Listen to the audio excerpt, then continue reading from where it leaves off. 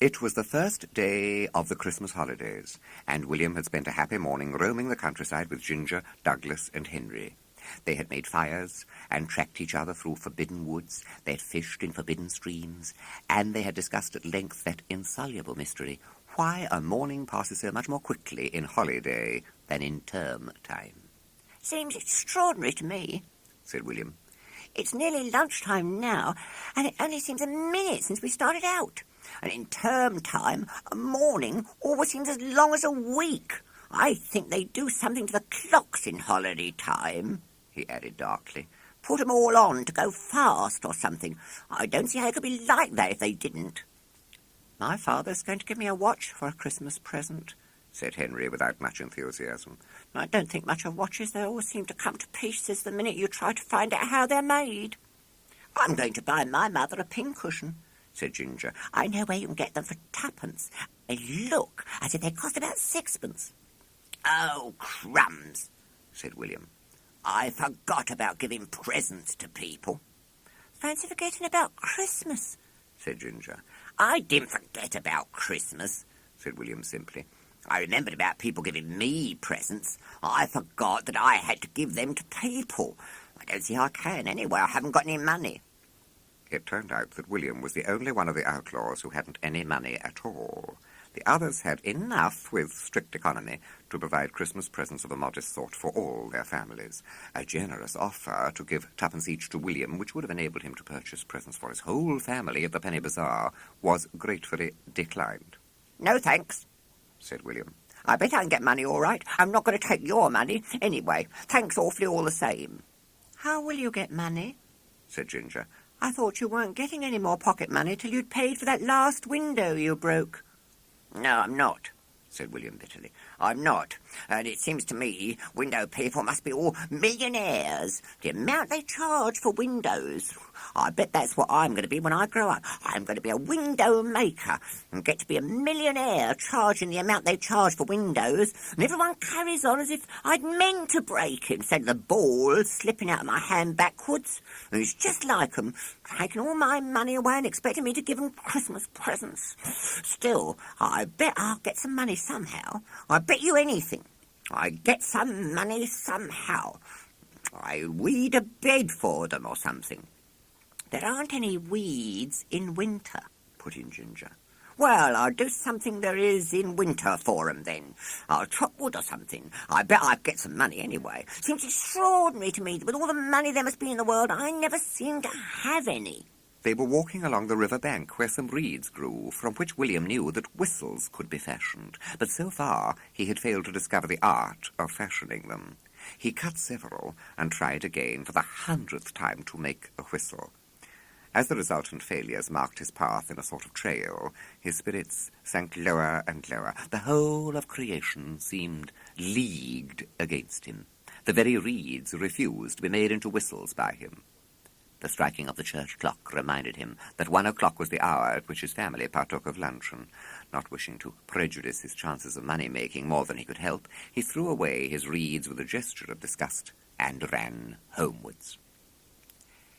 He had made no arrangements to meet the other outlaws in the afternoon, because it so happened that Ginger and Douglas had to go out to tea, and Henry was going to his dancing class.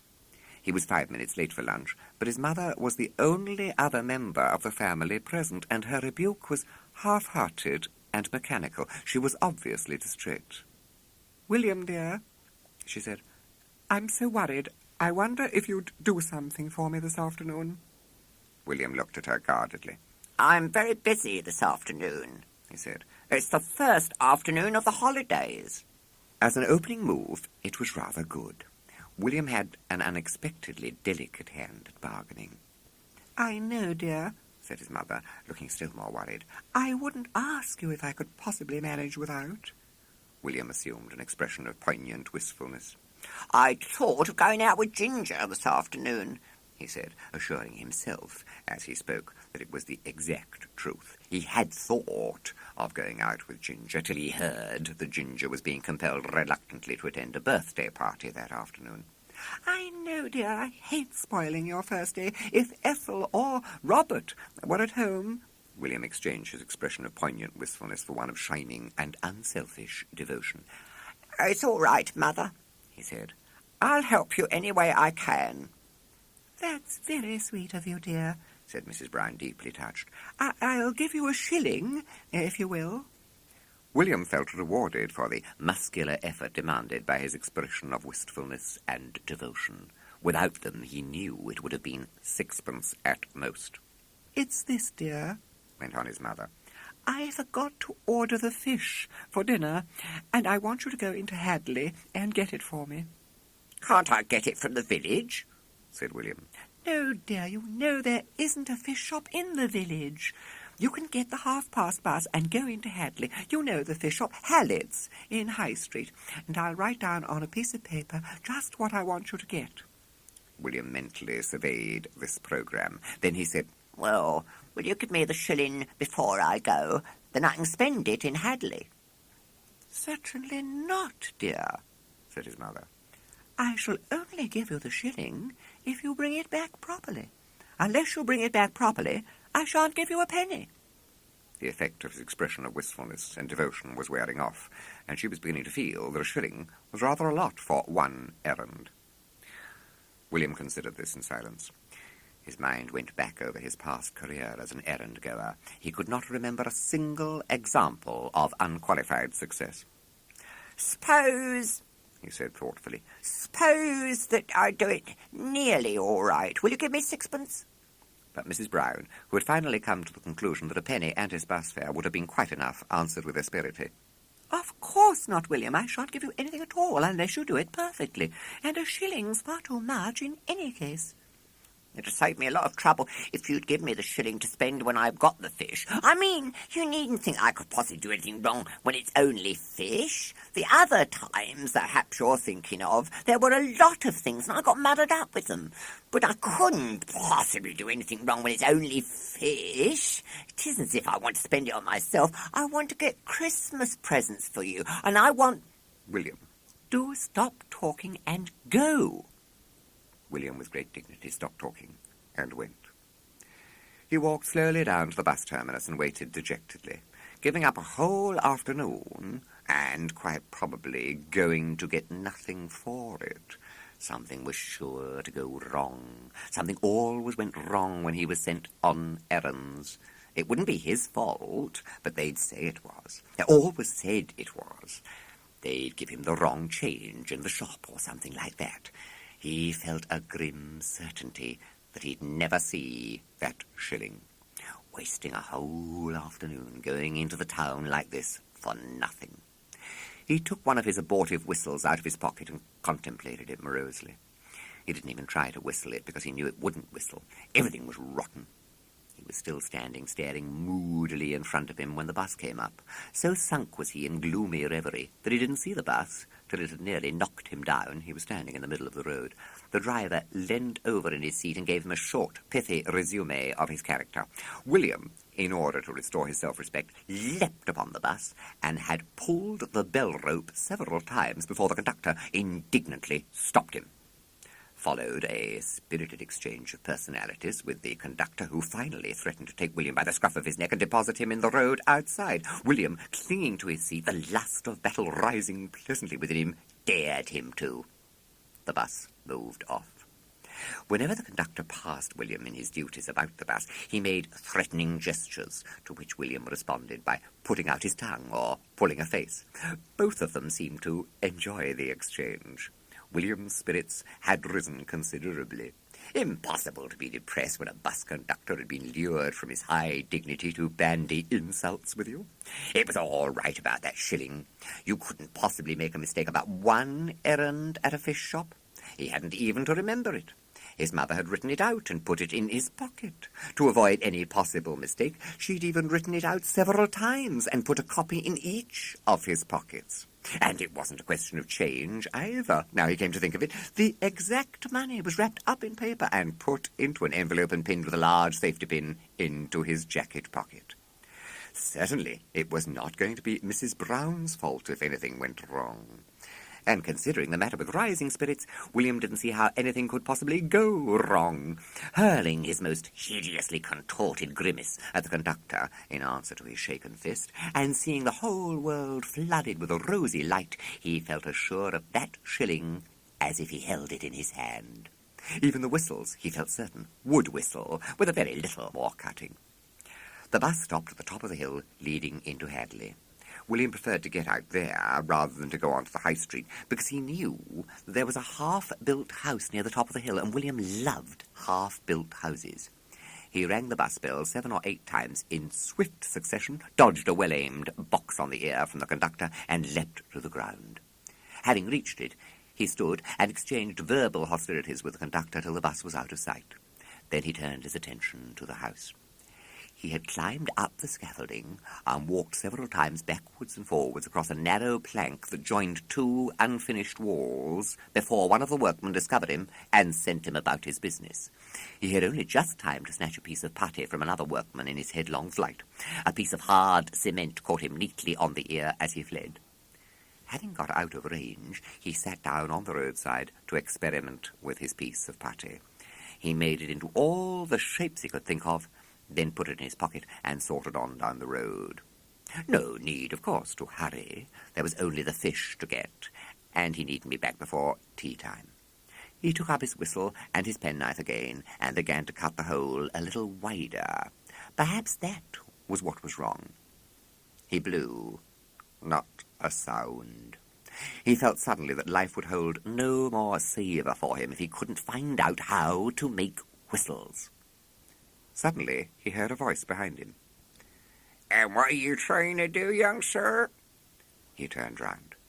An old man sat on a chair outside a cottage door. So intent had William been upon putty and his whistle that he had not noticed him before. "Make a whistle," he said shortly, and returned to his attempts. "That's the wrong way," quavered the old man. "You'll never make a whistle that way." William wheeled round, open-mouthed. "Do you know how to make a whistle?" he said breathlessly.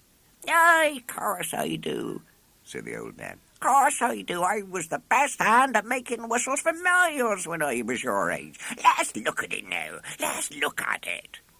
He inspected William's abortive attempt at whistle-making with unconcealed contempt. "You'll never make a whistle this way. Never, never. Where's your sense, boy? Where's your sense?" The bus conductor would have been amazed at William's humility before this master of his craft. "I dunno," said William. "I sort of thought that it was how you did it." "Chat, chat," said the old man testily. "What on earth the boy's coming to? How old are you?" 11. 11, and you can't make a whistle. I'd have been ashamed of your age. I would for sure. William received all this meekly, only saying at the end, "Could you show me how to do it?" "How can I?" said the old man irritably. "Now you've cut it about like this. How could anyone make a whistle of this? You'll have to get me another reed. Quickly." "I don't know where there are any," said William. "Chap," said the old man. "Fancy not knowing where there are any. At your age, I dunno what boys are coming to, I don't. Through that stile, across the field, down to the river, you'll find 'em growing by the river. Why, when I was a boy—" But William had already vaulted the stile and was halfway across the field. He returned, panting, a few minutes later, with an arm full of reeds. The old man was waiting for him with his penknife. William handed him a reed, and he began to cut it at once, as earnest and intent as William himself. "This way, aye, and then that. Don't make the hole too big. I wish I'd got my old dad's penknife, and I ought to have it by rights, too." "Now, Dad," said a woman's voice from inside the cottage. "don't start on that again." "Oh, very well saying don't start on that again," said the old man. "Oh, very well saying that. Mind you cut enough away here. I ought to have my old dad's penknife by rights. He promised it to me, and he left it to me in his will. Charlie always wanted it too, but my old dad, he promised it to me, and he left it to me in his will." A middle-aged woman came to the cottage door to continue the discussion. Yes, he left it to you in his will, and you lost it. I did not lose it, said the old man, beginning to shape another whistle. I lent it to Charlie, and he never gave it back. He says he did, and you lost it. It's only me and you he says that to, said the old man. Others have seen it up there behind his shop. He keeps it on his desk, makes a joke of it to them. He says I can have it if I come for it, if I'd got the use of my legs. I'm sick of hearing about the penknife, said the woman. What do you want with penknives at your age? What's age got to do with it? You tell me any age a man don't want a good penknife while he's above ground. Ever since I were a nipper, I wanted that penknife of Dad's. They don't make penknives like that nowadays. You can't buy 'em for money. Charlie always wanted it too, but Dad, he always said I could have it. He left Charlie his watch, but he left me his penknife. Well, you got it, didn't you? Said the woman. I got it, but Charlie had his eye on it all those years and borrowed it, and never give it me back. The woman sighed impatiently. He gave it you back and you lost it. He told me so. Aye, he told you so. Well, he's told others different, and they've seed it. It's on his desk in the room back of the shop. He told 'em they'd always meant to have that penknife, and that I can have it back if I'll go for it. Me, that's lost the use of my legs these 12 months and more. I tell you, that penknife... I'm sick to death of hearing about that penknife, said the woman, and went back into the cottage, slamming the door. The old man had been whittling away at another whistle as he talked. He went on talking and whittling. You don't find any knives like my old Dad's now. A great big one of horn with his initials on, made in the days when a penknife was a penknife. Over and over again's the time my old Dad told us that Charlie was to have his watch and me his knife. I might have known that Charlie'd get both in the end. Like that he was as a boy, and a man don't change his nature. Waits till I've lost the use of my legs, and then borrows it, and never gives it me back. Always like that he was from a boy, cunning and biding his time. If I'd got the use of my legs, he wouldn't have dared. I'd have gone up to his place and had it off him. Now, have a blow at that, and see if it's all right. William had a blow. It was all right. So much all right that the woman shut the window with a bang, saying that she couldn't stand it, and an old man like him ought to know better. The old man was highly delighted by this, and taking the whistle from William, blew it several times, chuckling to himself between the blasts. Now, you make one all yourself, he said to William. He watched as eagerly as if the fate of both of them depended upon the result. When finally William, almost trembling with suspense, raised the whistle to his lips and blew a shrill blast, he clapped his gnarled hands and chuckled again. Fine, he said. Fine. Oh, that's a proper whistle, that is. Shameful, weren't it, to think of a boy your age not being able to make a whistle? Hundreds of them I've made, hundreds, with my old Dad's knife when I was a boy. If I'd got my old Dad's knife, when I think of Charlie having it, well, it keeps me awake at night, it does. Where does he live? Asked William. Got a little tobacconist in High Street next the boys' outfitters.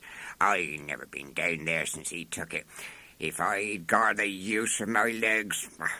Well, now you can make a whistle, can't you? Yes, said William, and blew another piercing blast. The woman came out of the cottage and addressed William irritably. I'm sick of that noise, she said. Get off with you. He's trouble enough alone, but when he gets with the likes of you... The old man chuckled. You better be going, he said to William. He glanced at the basket. Shopping for your ma, I reckon. Yes, said William. Mind you take back the right change. Blow again and make sure it's all right. William blew again. Be off with you, said the woman. The old man chuckled. Thanks awfully, said William to the old man, and seeing the woman advancing threateningly upon them, hastily departed. He walked up the road to High Street as light-heartedly as if he trod air. He did tread air. He was in the seventh heaven of pride and rapture. He could make whistles. He saw himself in the future making hundreds and hundreds and hundreds of whistles. Life seemed all too short for the whistles he meant to make. He'd teach Ginger and Douglas and Henry. They'd all make whistles. And together with the pride and rapture, his heart overflowed with gratitude to his benefactor, the marvellous old man who had taught him how to make whistles. Now, gratitude with William was not a passive quality, but an active one. When William felt grateful to anyone, his spirit knew no rest till he had expressed that gratitude in action. And he felt so grateful to the old man that his gratitude was, as it were, a balloon blown up inside him, so taut that soon it must burst, and he with it, unless the pressure were relieved by action. His old dad's penknife. William slackened his pace and began to examine the shops he passed. A tobacconist, and next door to it a boys' outfitters. There couldn't be any mistake about that. William stood still and gazed cautiously about him. An afternoon drowsiness possessed the little street. No one was passing. The shops all seemed asleep. He peered into the tobacconist's shop. It was empty of shopkeeper and customers alike. He tiptoed into it, prepared to demand a cigarette card, then, if necessary, fly for his life should anyone come forward from the inner room to accost him. But no one came. Summoning all his courage, he tiptoed to the doorway of the inner room and looked about. It was empty. In the corner by the window was an old-fashioned desk. On it was a pen tray, and on the pen tray was a pen and a pencil and an enormous ancient horn penknife. William's eyes gleamed. He darted forward, seized it, then turned to run back down the road, but unfortunately in his haste he overturned a chair. He heard an angry shout behind him and knew that someone had come running down a small flight of stairs at the sound and had caught sight of his vanishing figure. He leapt through the shop to the street and cast a lightning glance up and down. It was a long street without any side turnings. His pursuer was so near him now that there was no doubt at all of his capture if he ran in either direction. The door of the boys' outfitting shop next door was open. William plunged into it. A bald-headed man was fast asleep in a basket chair behind the counter. William's entry roused him. He stirred. The chair creaked. He was obviously about to open his eyes. William looked about him desperately. There wasn't a fraction of an inch of hiding place in the shop. Without stopping to consider, William pulled aside a curtain and leapt into the window, where stood a row of wax models about his own size, wearing tweed suits. He snatched a label, latest fashion, 63 shillings, from the nearest, pinned it onto his own suit, and took his place at the end of the row. Immediately afterwards, just as the bald-headed man was opening his eyes and looking about him in a bewildered fashion, a short, stout man plunged through the doorway. The bald-headed man looked at him sternly. It was evident that he put down to his entry the noise that had roused him from his slumbers. "What on earth's the matter?" he said indignantly. "Anyone would think the place was on fire." "Our boy," panted the stout man. "in my shop, in my bedroom. I chased him out. Come in here." The bald-headed man looked about him. "Nonsense," he said. "No boy's been in here." "I saw him, I tell you. I saw him." The bald-headed man was rather annoyed. "Very well, find him then. See if you can find him. I've seen no boys." The stout man began to examine the shop, peering into corners and crevices that could not possibly contain a boy, opening cupboards and even drawers. "Well, have you found him?" asked the bald-headed man sarcastically. "I probably slipped past you into the back room. He did that with me. That was where I found him." "Did he take anything?" "I don't know. I've not had time to find out. I just saw him and ran after him." "All right, look in the back room if you think he's there," said the bald-headed man. He'd been awakened too suddenly and was still feeling irritable. "Look all over the house if you want to. Why don't you accuse me of harbouring thieves right out?" Oh, nonsense," said the stout man. "But he broke into my house, and I want to bring him to justice."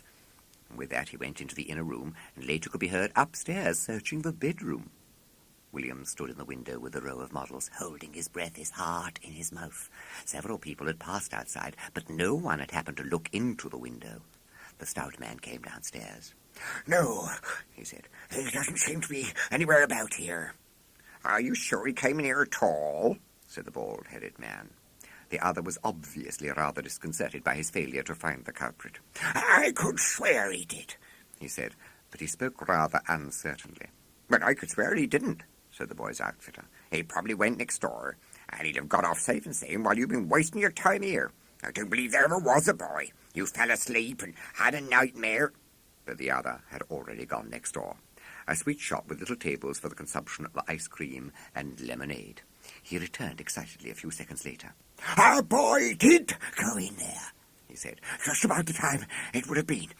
He bought a penny worth of sweets and then went away. He must have given me the slip by doing that, and I'm going to ring up the police. I'm going to ring up the police at once."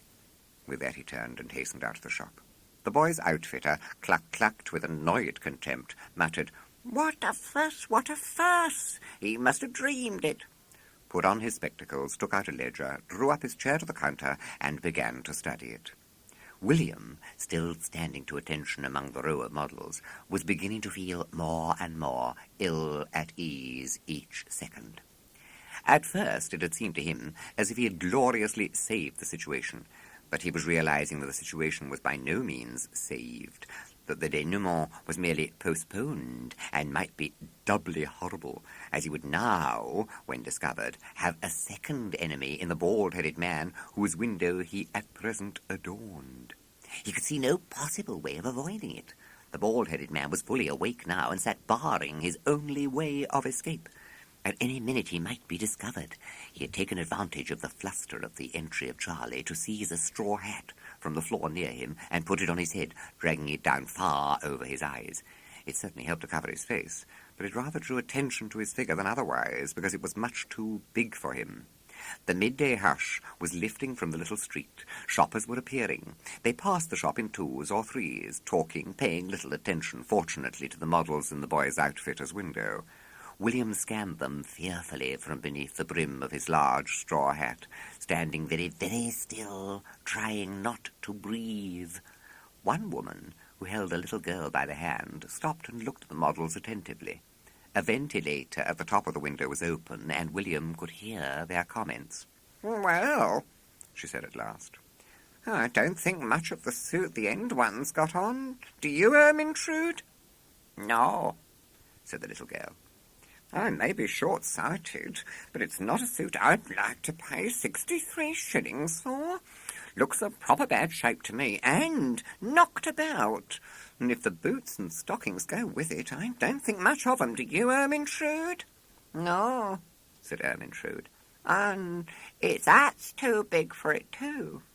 Not what they used to be, none of these shops." Ermintrude was bending down in order to see under the large brim. "It's got an ugly face, too," she commented dispassionately. "Well, they can't help their faces," said the woman. "They make 'em with wax, out of a sort of mould. When the mould gets old, the faces begin to come out queer. Sometimes they get a bit pushed out of shape." "This one's mould was old," said Ermintrude with interest. "and pushed out of shape, too, I should think." "Yes, I hates wax figures in any case. Unnatural, I calls 'em. But if they've got to have 'em, they needn't have 'em looking like nightmares, wearing clothes that look fit for a rummage stall. None of them shops are anything like as good as they used to be when I was a girl. Come on, love, we'll never get the shopping done at this rate." They passed on. William heaved a sigh of relief, a relief that was tempered with indignation at the strictures that had been passed upon his appearance. It had needed a superhuman effort to refrain from pulling his most diabolical face at Ermintrude from beneath his hat. The hat was becoming something of a problem.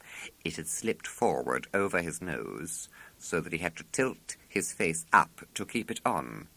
He dared not raise his hand to put it back, and he was afraid every minute of its falling forward over his face onto the floor and precipitating the crisis.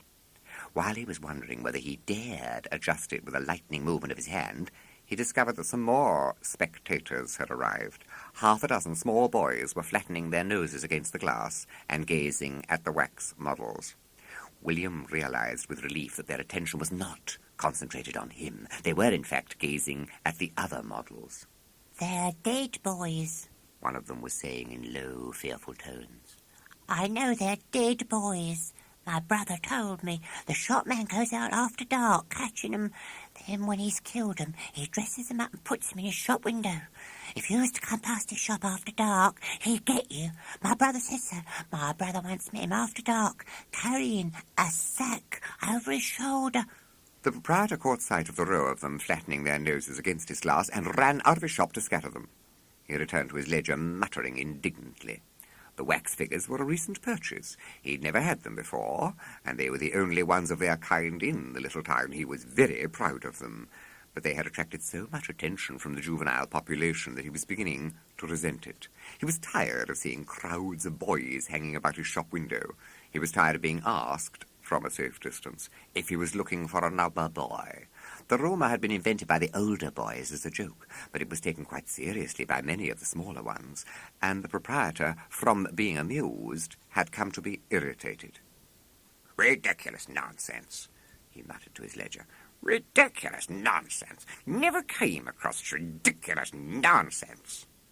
The dispersed group of boys was gradually and cautiously reassembling, and now stood in full force again, flattening its noses against the glass and gazing with awe and horror at the wax figure.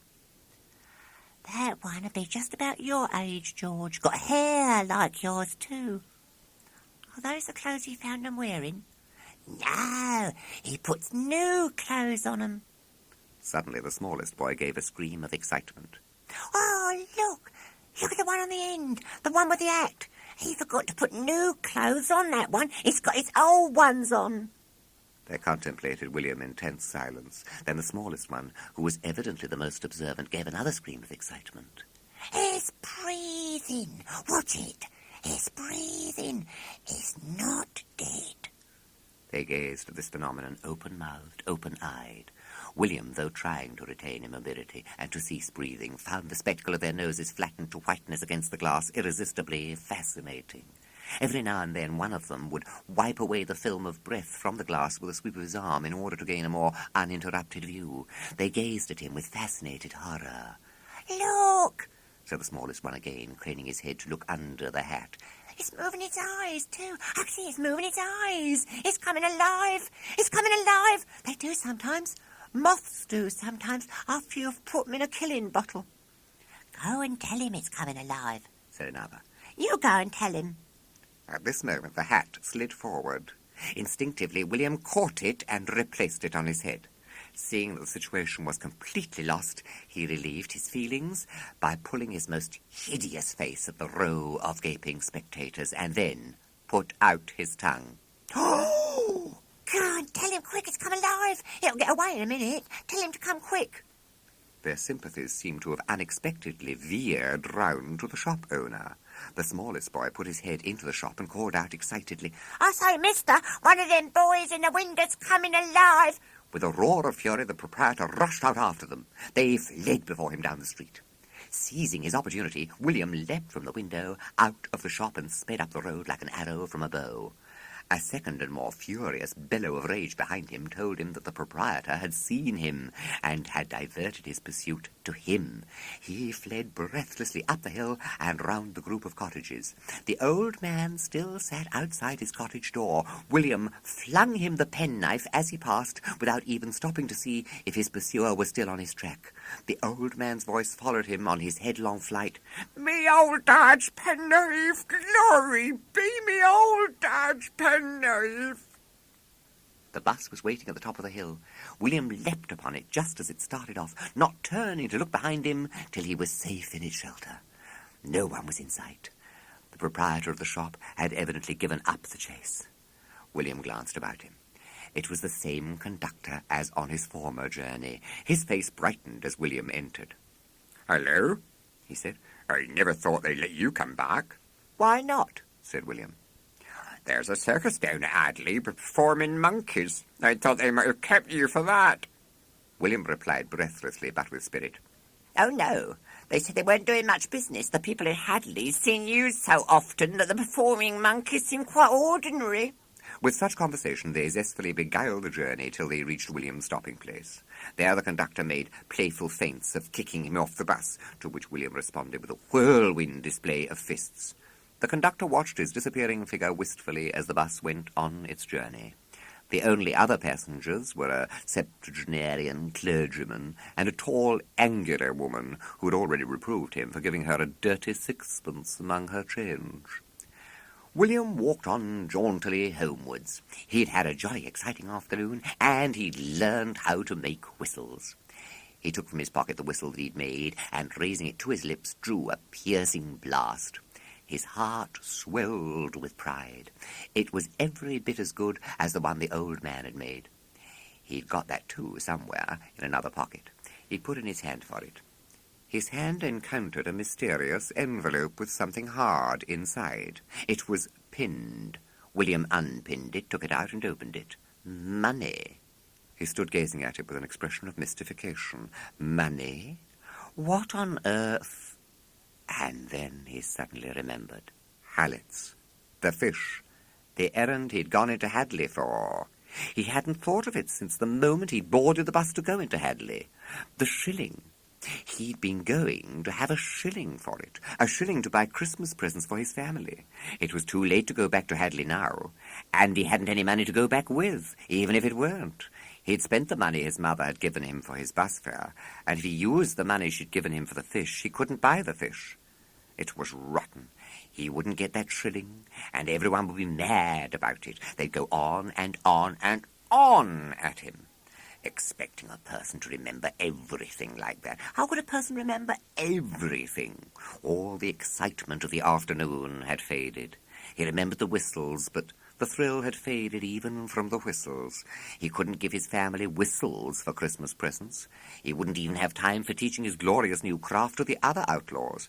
He'd have to spend all his time between now and Christmas performing menial tasks for his family in order to earn enough money to buy Christmas presents for them.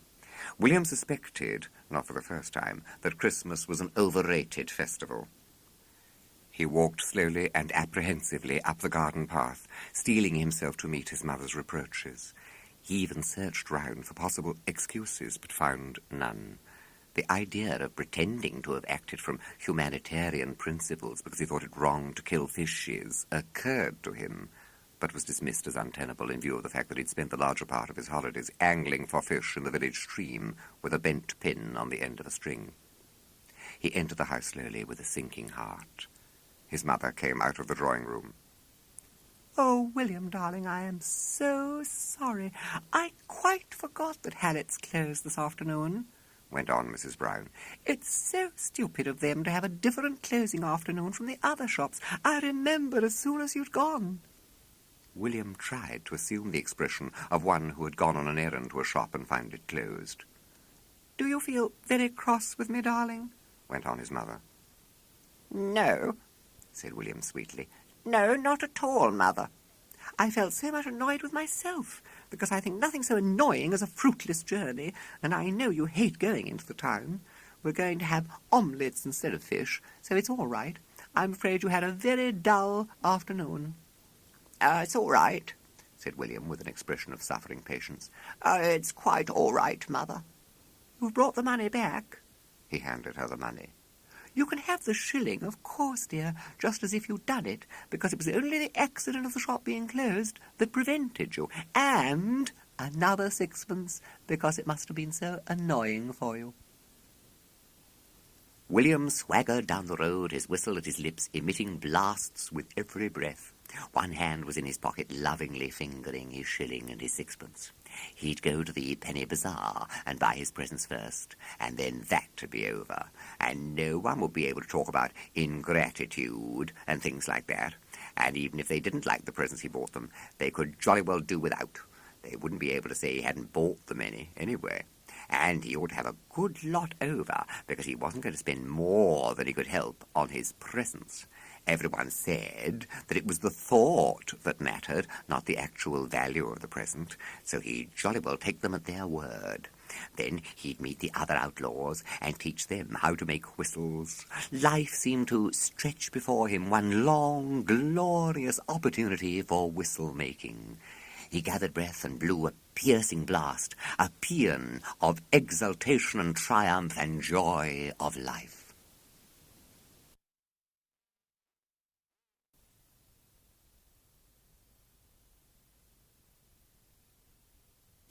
"We've got to get something ready for victory," said William. "Everyone else is doing something." What sort of thing? Demanded Ginger. "Some people are getting up victory balls," said Henry. "We jolly well don't want a victory ball, dancing with rotten old girls. We get enough of that at the dancing class. I never have seen what people see in it dancing." "They're getting up a pageant where my aunt lives," said Douglas. "She's going to be Queen Elizabeth." "I shouldn't mind being her," said Violet Elizabeth graciously. "It was only 'cause of month. I wasn't her before."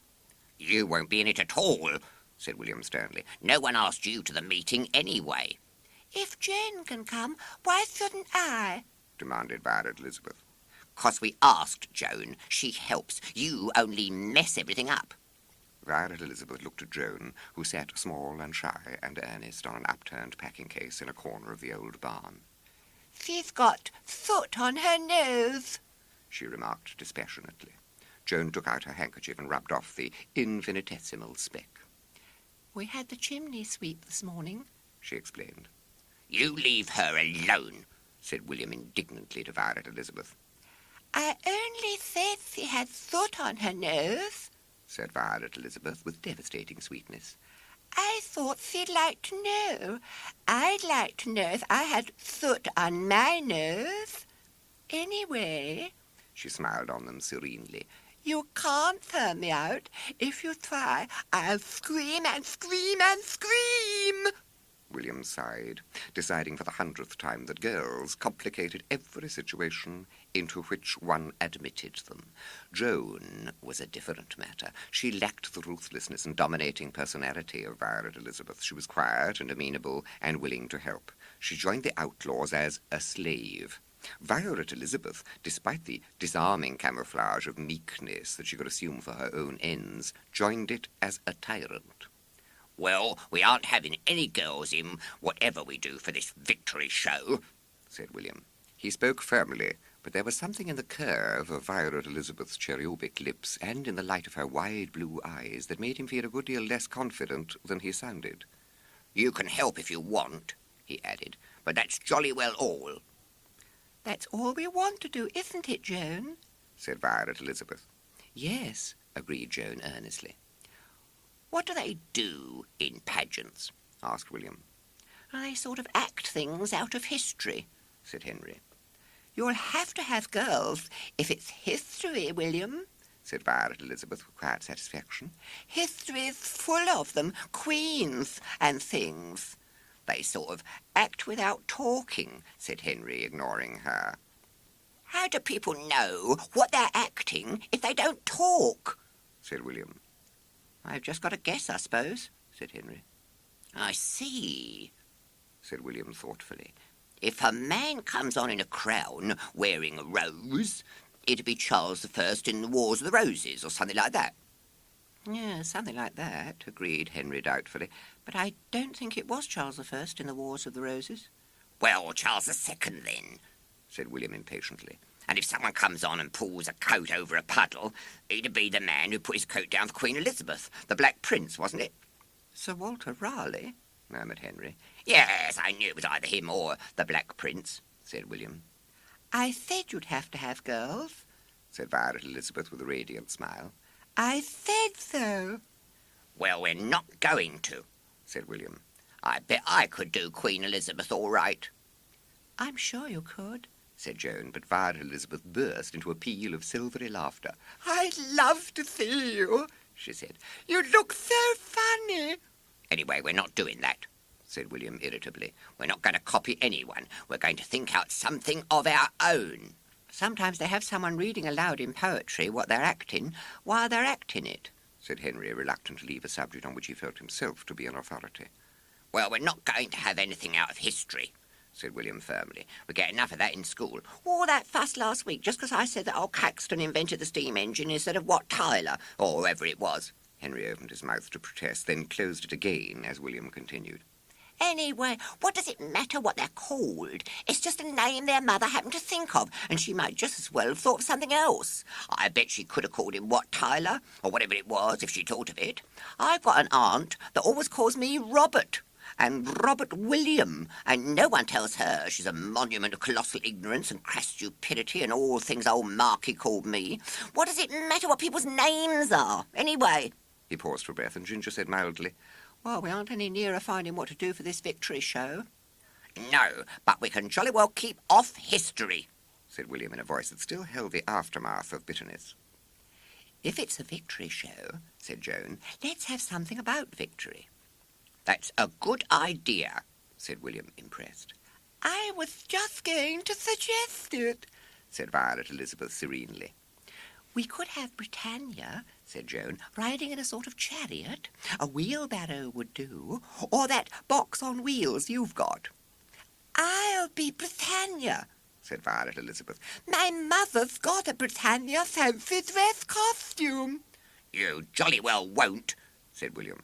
If we have girls in it at all, Joan's being Britannia. She can't be, said Violet Elizabeth. She hasn't got a Britannia fancy dress costume. You could lend her yours, couldn't you? Yes, said Violet Elizabeth, still smiling serenely. But I won't.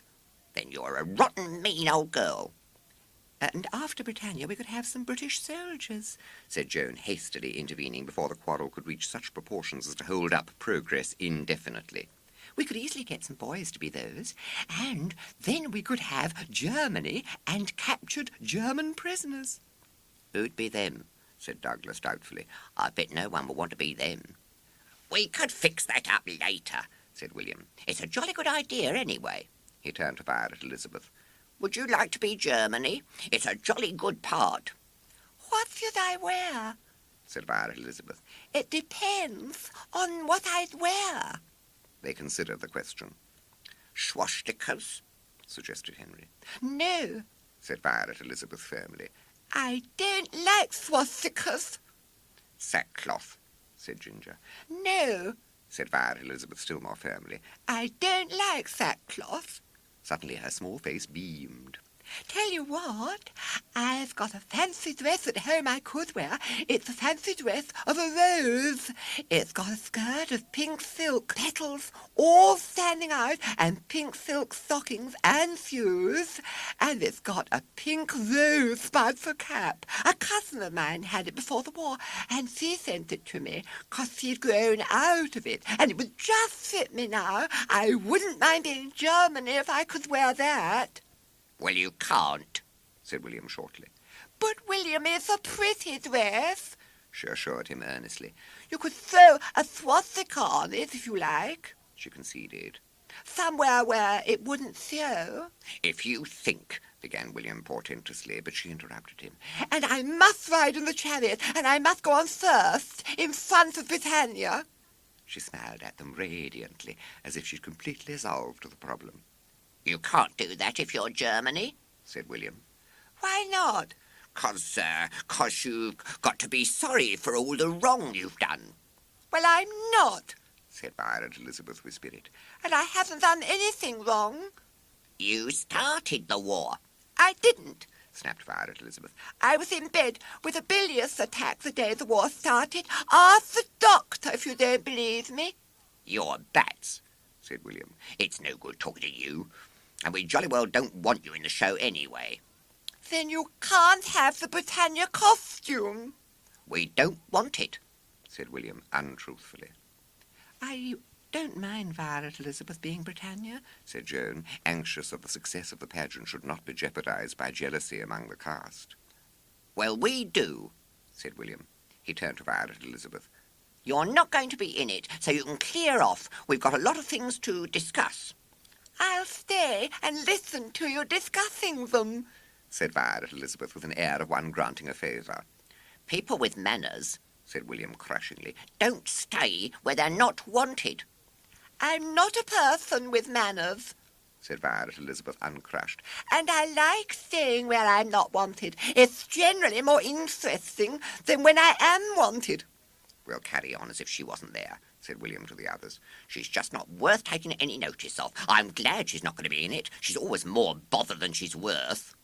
He could not help glancing at Violet Elizabeth as he spoke, hoping to see her look conscience-stricken, or at least abashed, but she met his glance with a smile of shattering sweetness.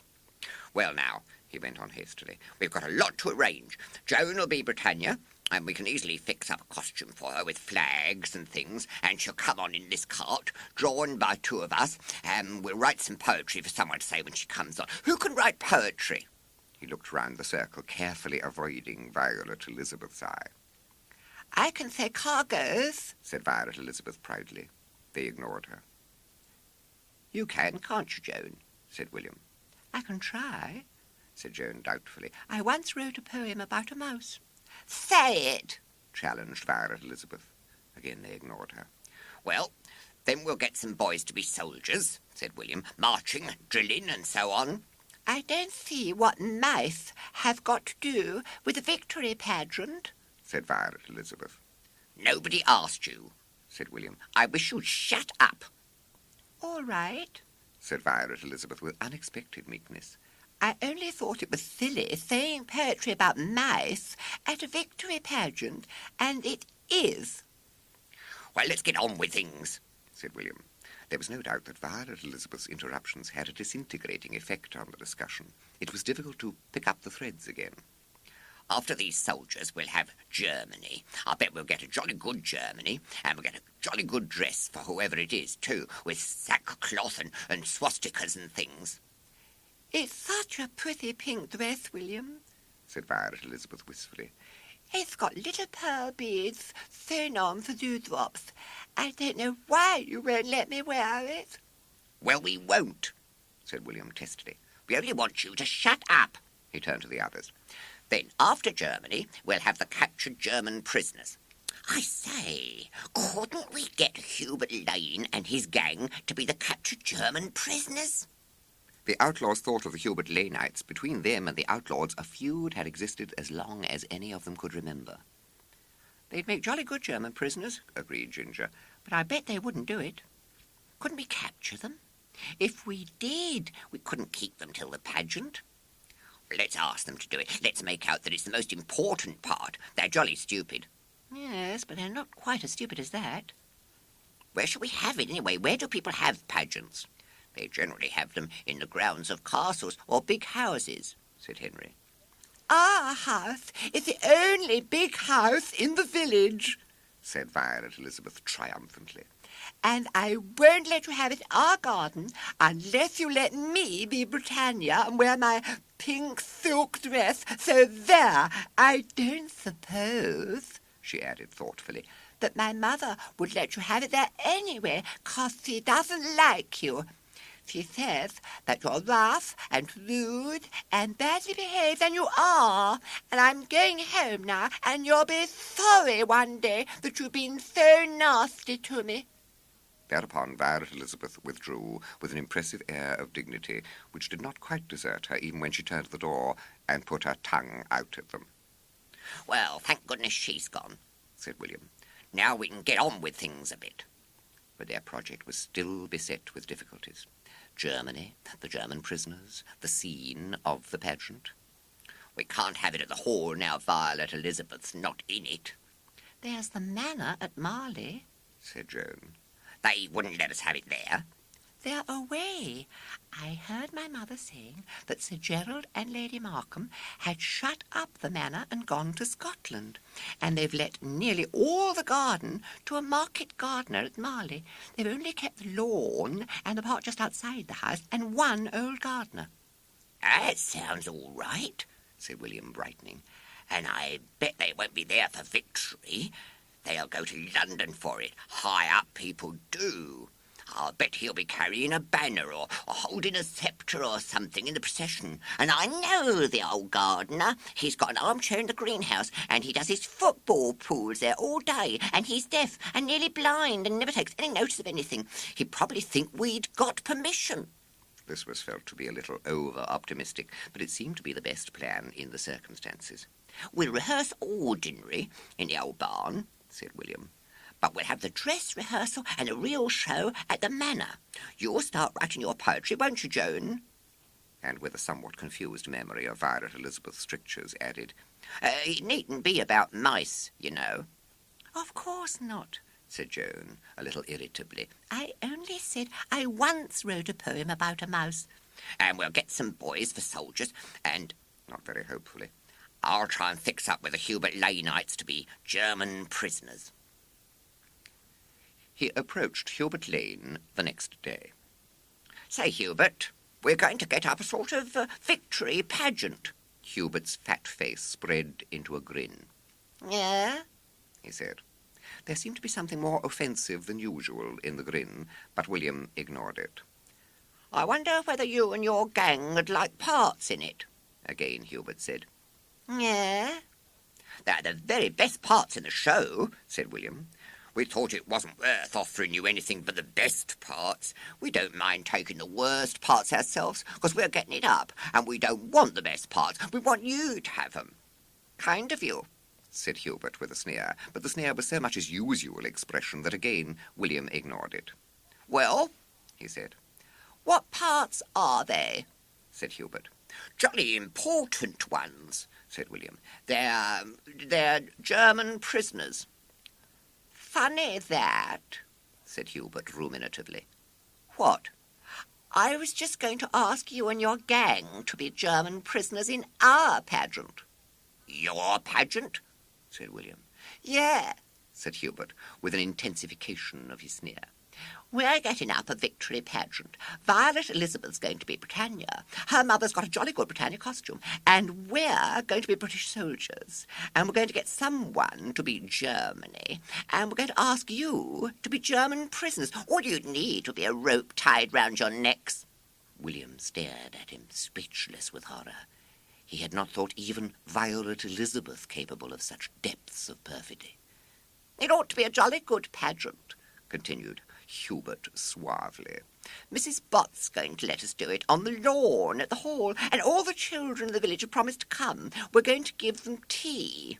Well, what about it? Will you be German prisoners? You'd make jolly good German prisoners." Then, seeing the light of battle in William's eye, he took to flight. William pursued him half-heartedly for a few yards, then returned to break the news to the others. "She's pinched our pageant, and she's getting it up with the Hubert Laneites," he announced. "Would anyone have thought she'd be as mean as that?" Yes, I would, said Joan simply. "What are we going to do?" said Ginger.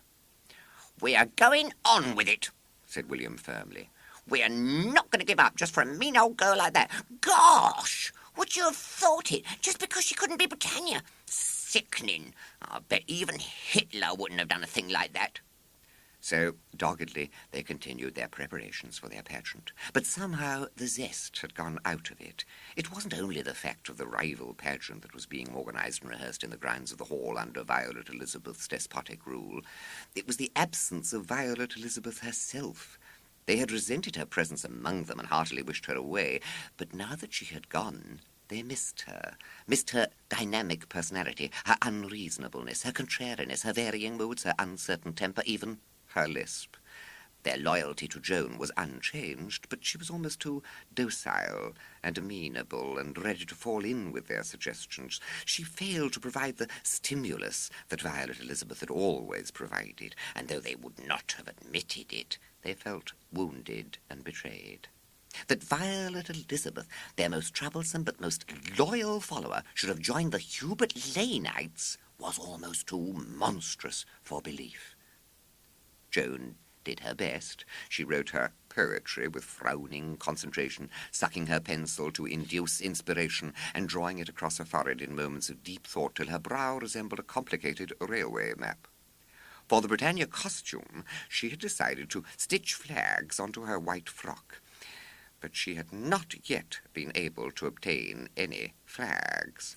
Anyone who had them was keeping them for their own victory decorations, and the village shop was sold out. "I'm sure to get some before the day," she said. "I expect there'll be heaps in the shop by then."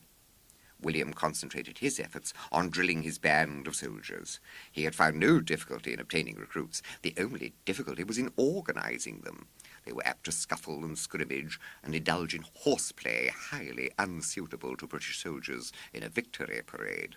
The rehearsals offered an excellent opportunity of paying off private scores, and generally ended in a free fight in which everyone joined just for the fun of the thing, whether he had any private scores to pay off or not. William tried to divide them into groups of soldiers, sailors, airmen, commandos, and paratroops, but the free fight would break out again immediately, and the ranks would become inextricably mingled. "You can't go on like this," he said despairingly, "fighting all the time." "That's what soldiers are for, isn't it?" they replied. "They are for fighting an enemy, not each other," said William. "Give us an enemy, then." "I tried to," said William. "I tried to get the Hubert Laneites, but they wouldn't come." The Hubert Laneites were keeping well out of the Outlaws' way, while carrying on energetic preparations for their own pageant. The Outlaws watched them from the road through the hedge, as Violet Elizabeth rehearsed them ruthlessly in the garden of the hall. "Gosh, she's putting them through it," said William. "Thank goodness it's them, not us now." "Thank goodness," echoed the Outlaws with relief that did not ring quite true.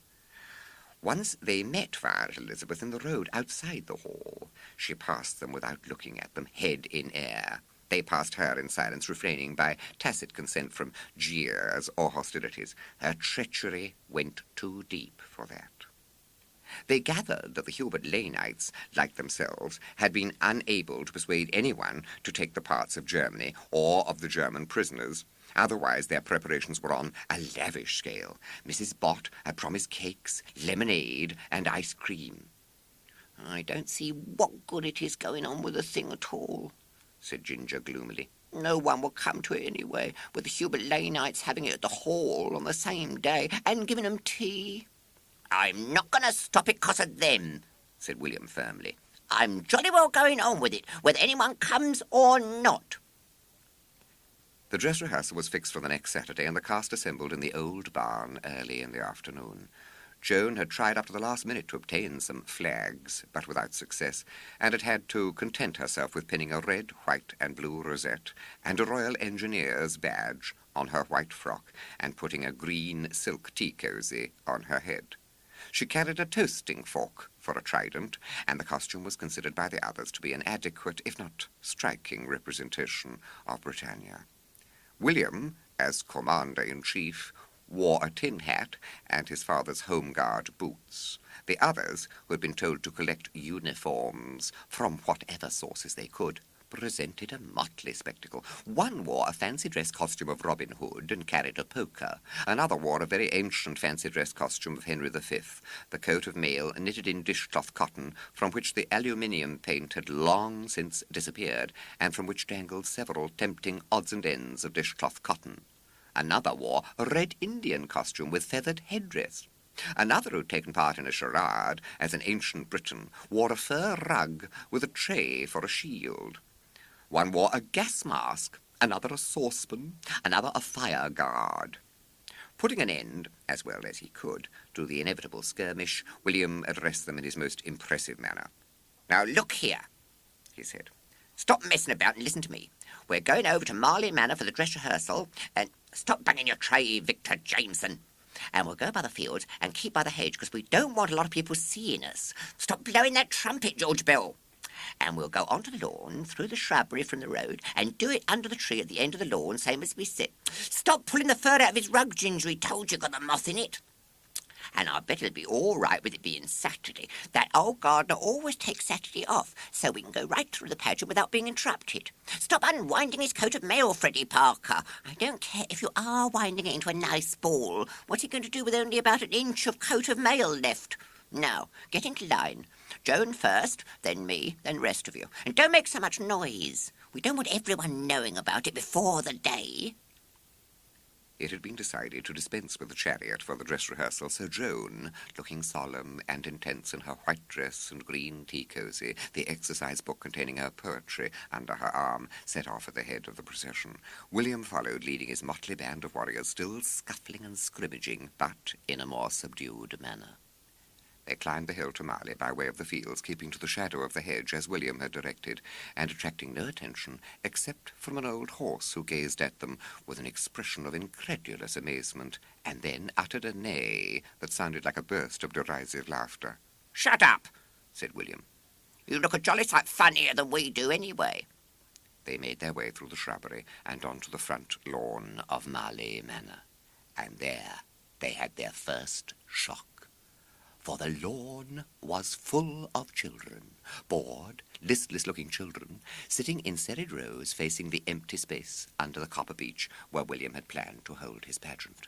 For a few moments he was much too taken aback to do anything but stare at them. Then, reacting automatically to the situation, he led his band onto the open space and started proceedings. "Ladies and gentlemen," he began, "this is our victory pageant, and this is Joan, Britannia. Go on, Joan." Joan opened her book, glanced at it for a moment or two to refresh her memory, and began her recital. "I am Britannia, ruling the waves, and Britons that never, never, never shall be slaves." She stood aside and motioned forward the motley band of warriors. "These are British soldiers that won the war and aren't going to fight any more.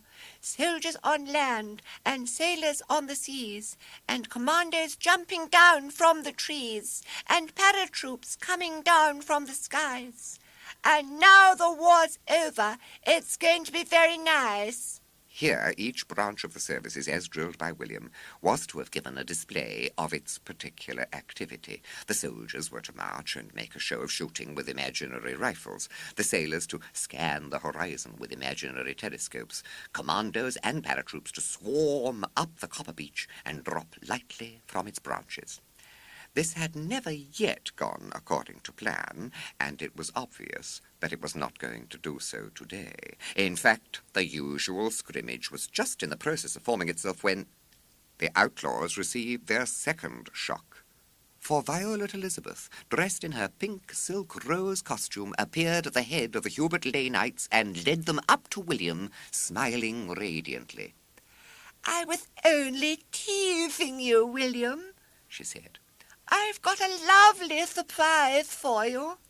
She turned the radiant smile onto the audience and, striking an attitude, proclaimed, "And I am Germany, and these," pointing to the Hubert Laneites, "are German prisoners. I've not made a piece of poetry about mice, but I could if I tried." The Hubert Laneites glared at her in impotent fury, aghast at the trick she had played on them. For Violet Elizabeth had joined them, offering to organize their pageant and play the part of Britannia, and even help them capture the Outlaws for German prisoners. She had insisted on wearing the rose costume instead of the Britannia one, because she said that pink suited her better than red, white, and blue. Finally, she had told them that the Outlaws were having their dress rehearsal today, and had persuaded them that it would be an easy matter to break it up and force the Outlaws to play the part of German prisoners. Instead of which, she had shamelessly delivered them into the hands of their enemies, making them play the hateful and humiliating part themselves in the Outlaws' pageant. She stood there smiling proudly. "Isn't it a lovely surprise, William?" she said. The infuriated Hubert Laneites flung themselves upon the Outlaws. The Outlaws flung themselves upon the Hubert Laneites. The battle spread to the audience, and the audience, losing its air of listlessness, flung itself upon both sides impartially. Struggling masses of children surged to and fro over the lawn. Hubert Lane dodged round the summer-house with William in hot pursuit. A member of the audience had got Bertie Franks down on the ground and was filling his mouth with grass. Claude Bellow, another Hubert Laneite, was halfway up the copper beech with Ginger hanging onto his leg and trying to pull him down. Henry V was wrestling with his own disintegrating costume, his ankles pinioned by yards of tangled dishcloth cotton. The peaceful summer air was rent by shouts and yells and war whoops. Then a sudden silence fell. Lady Markham was making her way to them over the lawn from the house, and here the Outlaws got their third shock. For she was smiling in unmistakable welcome. She held her hand out to William and clasped his warmly. Thank you, my dear boy, she said. Thank you. Every summer, Sir Gerald and Lady Markham invited a party of slum children to spend an afternoon in the grounds and partake of a tea that had continued even in wartime to be comparatively lavish. They were a conscientious couple, deeply sensible of their obligations to the community in general, and though they had closed the manor and were spending the summer in Scotland, they decided to come back for the usual Saturday of the children's visit and do the thing in style, as they always had done. They had prepared the lavish tea, they had engaged a conjurer to do conjuring tricks on the lawn, they had engaged a Punch and Judy show to follow, and then, when the audience had arrived, shy and ill at ease and even slightly resentful, as it generally was at first, the conjurer rang up to say that he had sprained his ankle, and a few minutes later the Punch and Judy man rang up to say that he was down with flu. Lady Markham telephoned every entertainment agency she knew. No one was free on such short notice. Frantically, she rang up all her friends. None of them had any suggestions except one who offered to recite passages from Shakespeare, and another who offered to give a lecture on home life in the 18th century, which she'd given at the Women's Institute the week before, and which, she said, had been well received by the few who turned up to listen to it. Meantime, the audience sat bored and impassive, waiting. And then the miracle had happened. "I don't know who sent the children," said Lady Markham afterwards, "or whether it was their own idea. They must, of course, have heard of the dilemma I was in, because I'd simply rung up everyone I knew to tell them about it. I was feeling simply desperate when I looked out of the window and saw these children coming to my rescue. It really was a charming idea, a children's battle of flowers. First came a little girl dressed as a snowdrop, followed by her pages. Then came a little girl dressed as a rose, followed by her pages. The pages, of course, were rather strangely dressed, but considering the war and everything, it was excellent. Then they started this battle of flowers and invited the audience to join in, and then the whole thing went like a house on fire. It became just a little bit rough, I admit, but the children enjoyed it, and that was the chief thing." "Splendid effort, my boy," said Sir Gerald, grasping William's hand in his turn. "Simply splendid. I can't tell you how grateful my wife and I are to you. Ice broken all right now, eh?" The ice was certainly broken, together with most of the chairs and benches on which the audience had been sitting, but host and hostess gazed at the chaos with smiles of unalloyed pleasure. "Such a relief," said Lady Markham. "These afternoons have always been a success. I should have been miserable if this one had been a failure. You and your friends will stay to tea, won't you, and help us till the little visitors go?" Dazedly, William promised that he would. Dazedly, he returned to the fray. The Battle of Flowers had developed into a game which everyone played according to his own rules, and in which everyone seemed to know what he was doing, though no one else did. The little visitors leapt and screamed and shouted and pushed. "It's the best party we've ever had here," said one of them to William. "I'm jolly glad they asked you." They clustered round the trestle table in the hall, dishevelled and panting, and began the attack upon jellies, sandwiches, cakes, buns. Sir Gerald and Lady Markham hovered gratefully about William, pressing delicacies upon him. "It really is good of you, now," said Sir Gerald. "Giving up your Saturday afternoon to getting us out of a hole like this." William grinned sheepishly and took another slab of chocolate cake. Violet, Elizabeth, and Joan stood on one side and watched proceedings with an air of aloofness, daintily nibbling chocolate biscuits. "It's a very pretty frock," said Joan generously.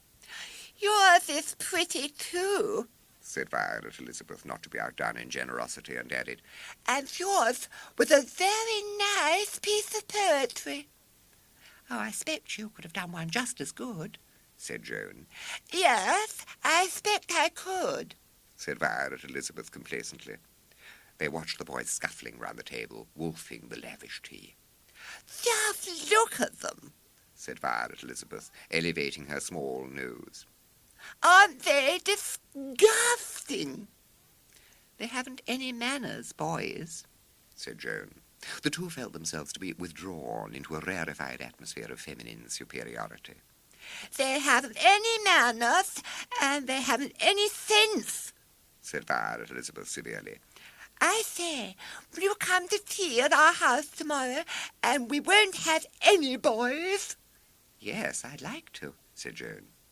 William approached them, his mouth still full of chocolate cake. We're going out to play rounders, he said indistinctly. Come on. Violet Elizabeth looked at him disdainfully. What a mess you're in, she said, with an odious imitation of grown-up disapproval. Joan and I don't care for those children's games. We're going to walk round the garden, aren't we, Joan? Yes, said Joan. They walked off arm in arm, without looking back. William stood staring after them, baffled and crestfallen, pondering on the incomprehensibility of the female sex. Then he shrugged his shoulders, dismissed the problem, and ran to join the riot on the lawn.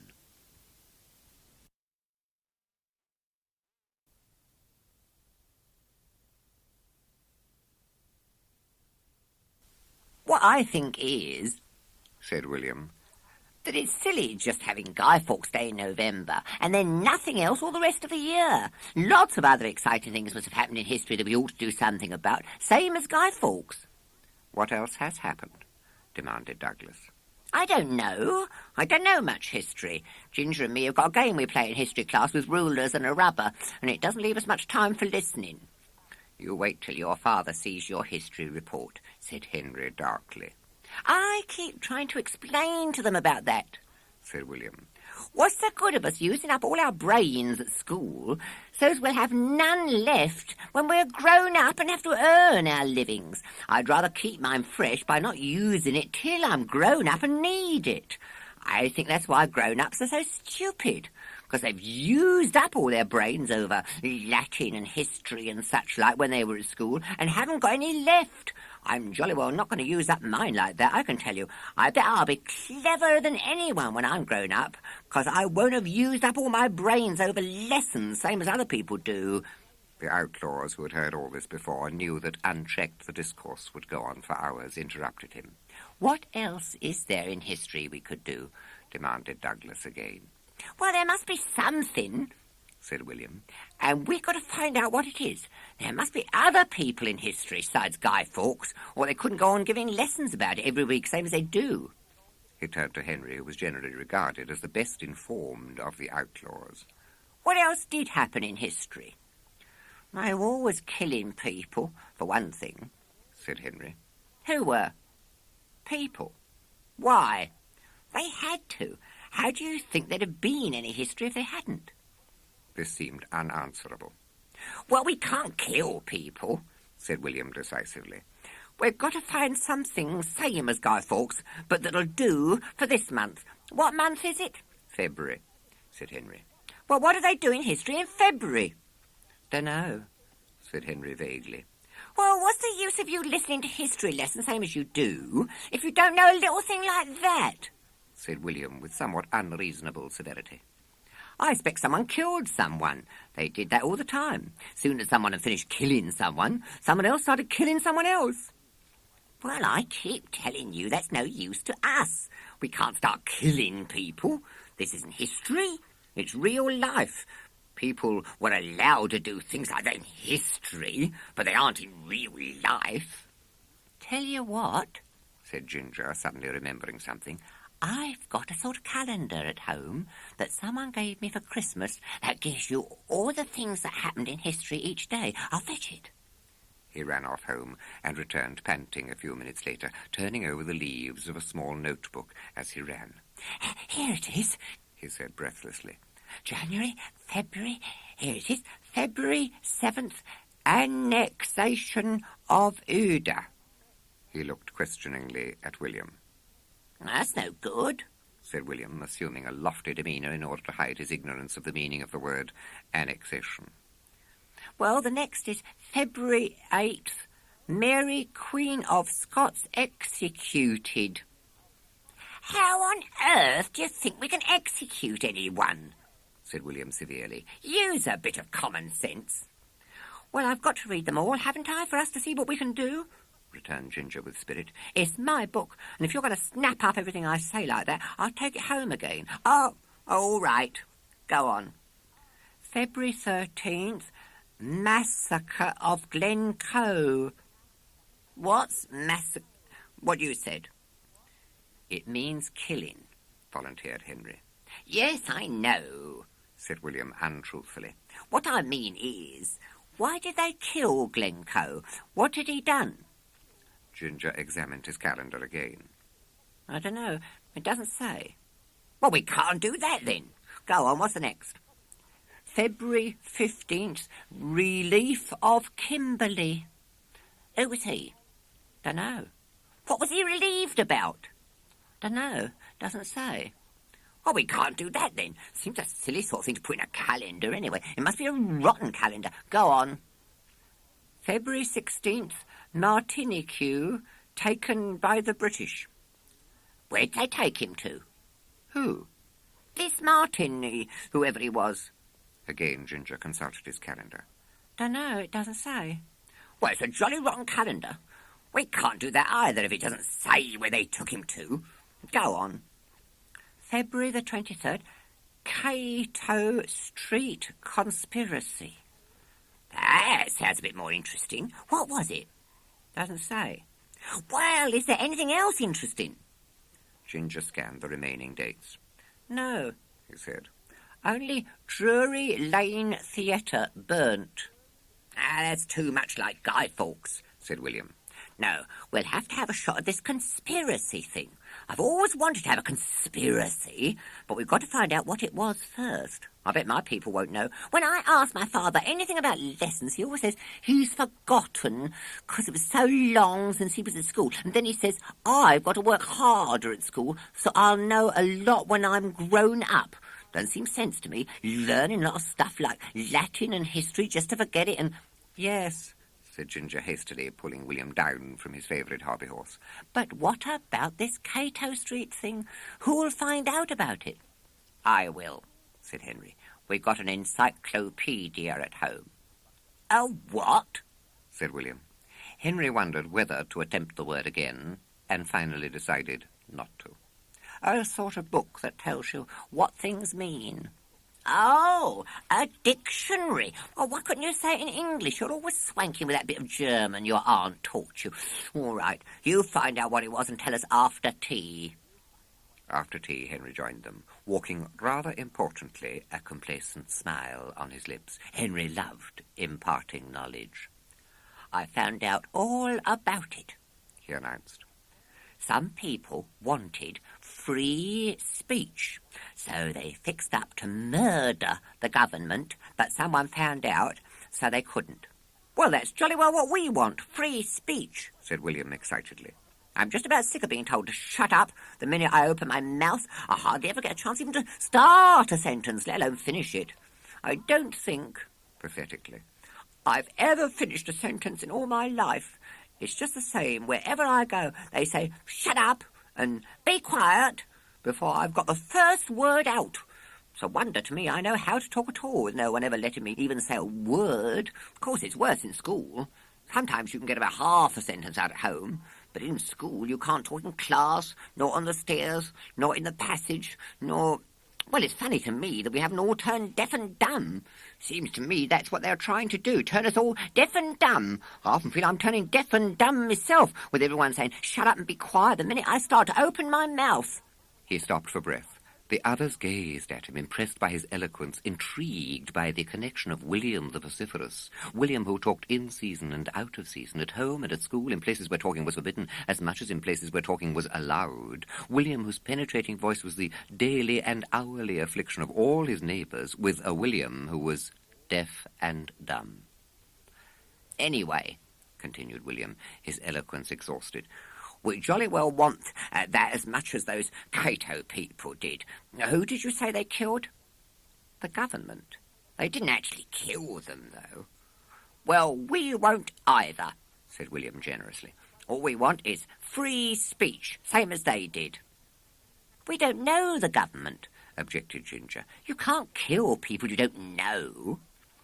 I've just said we're not going to kill them, said William. Besides, it's not the government that stops us having free speech. It's old Marky and the rest of them.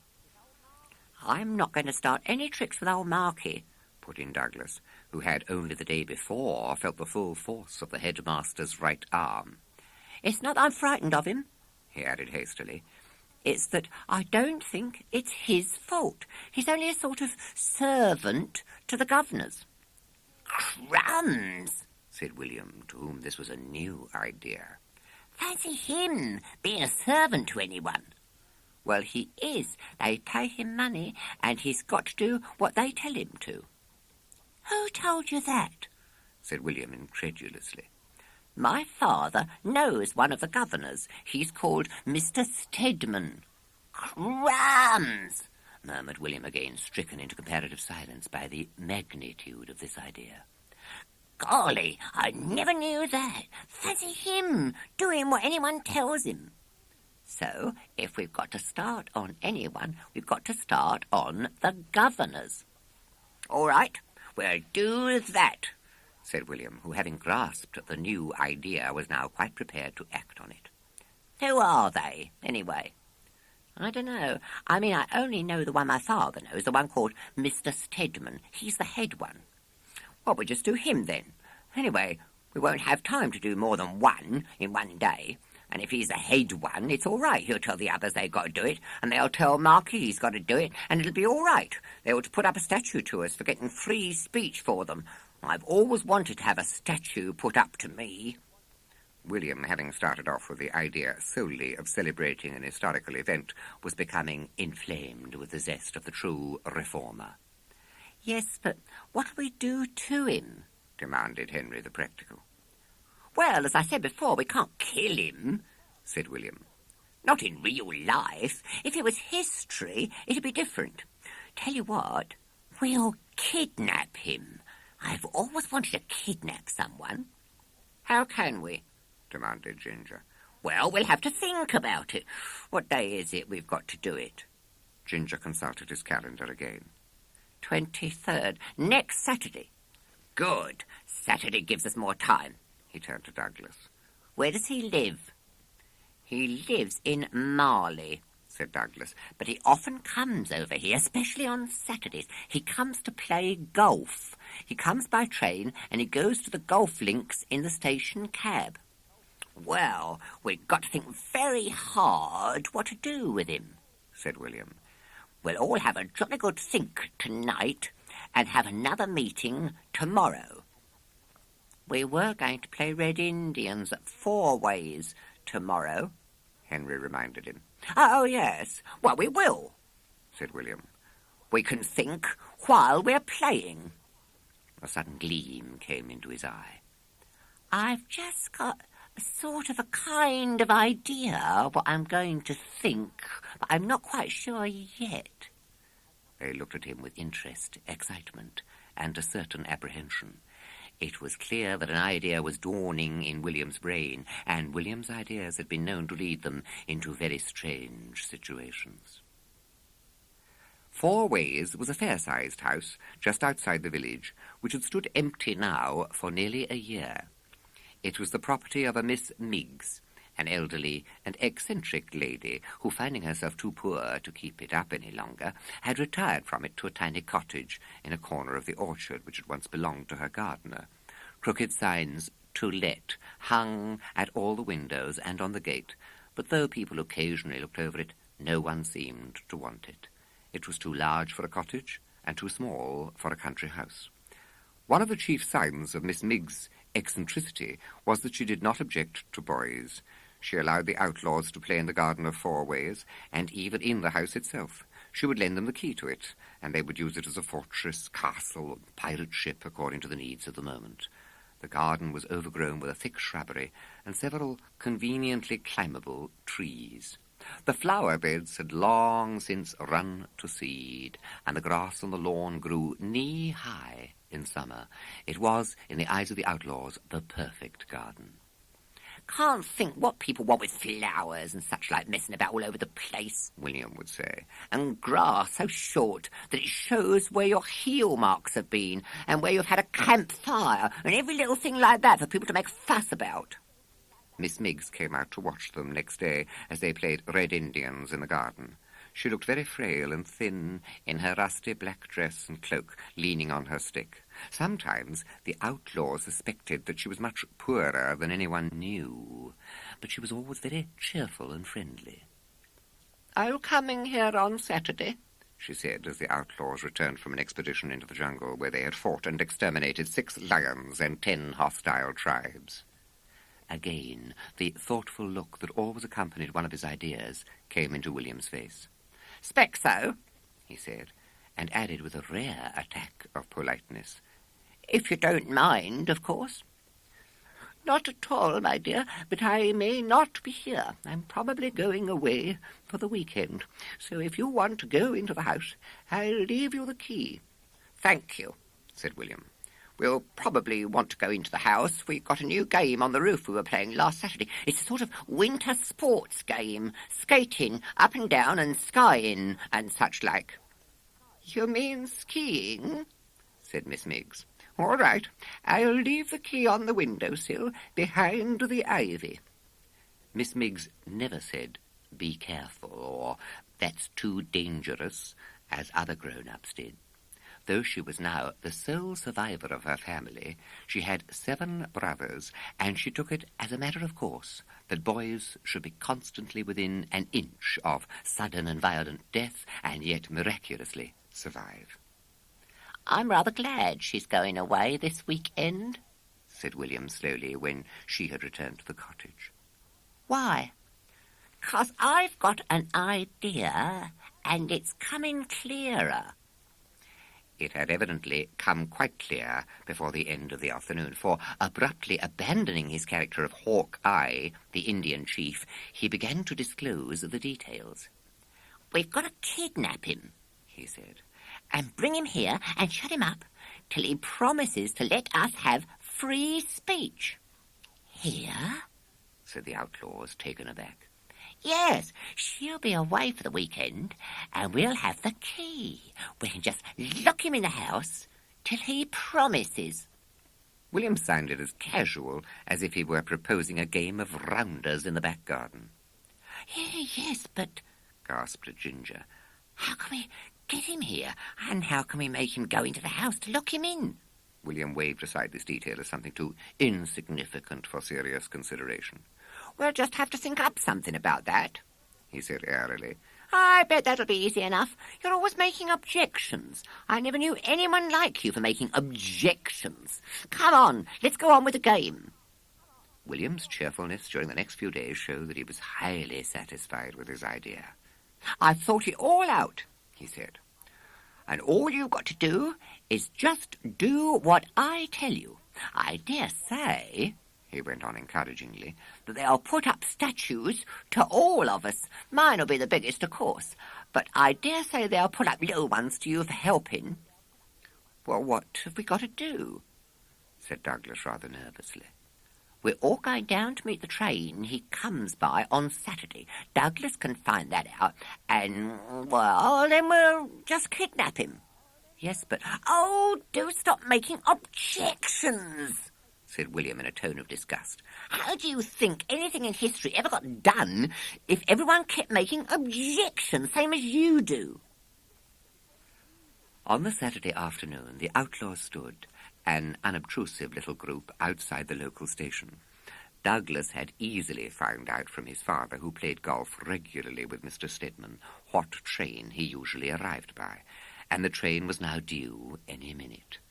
Outside the station stood the rather ramshackle station cab that Mr. Stedman usually employed.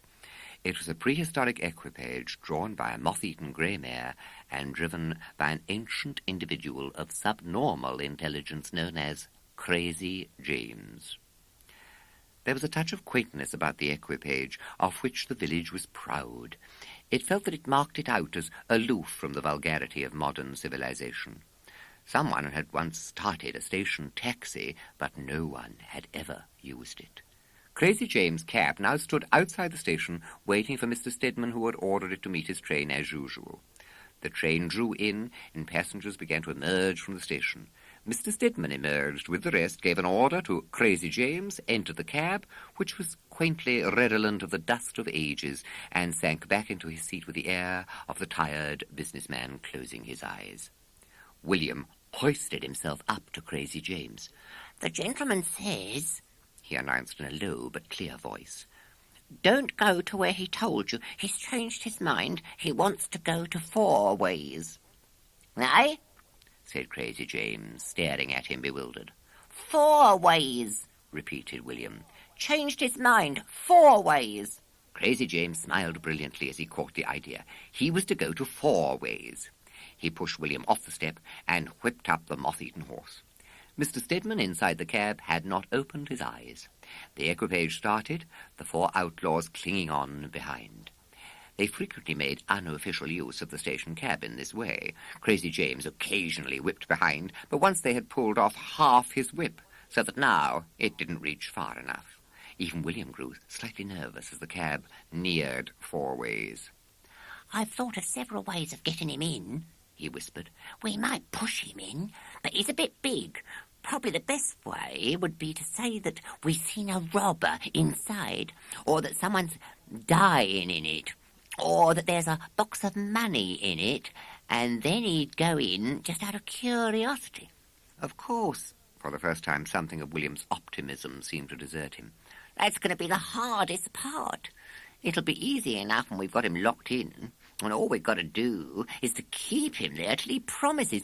It's getting him in that's going to be hard." It proved, however, unexpectedly easy. The equipage drew up at the door of 4 ways. Mr. Stedman got out, as unconcernedly as if he were not being kidnapped, paid Crazy James, looked about him, then calmly walked in at the front door, which William had left open to receive its victim. The 4 outlaws, who had slipped into the shadow of a giant holly bush near the door, stared at each other in open-mouthed amazement. "Crumbs," said William weakly. "Perhaps he's walking in his sleep," suggested Ginger. "Anyway, let's lock the door now he's in," said Douglas.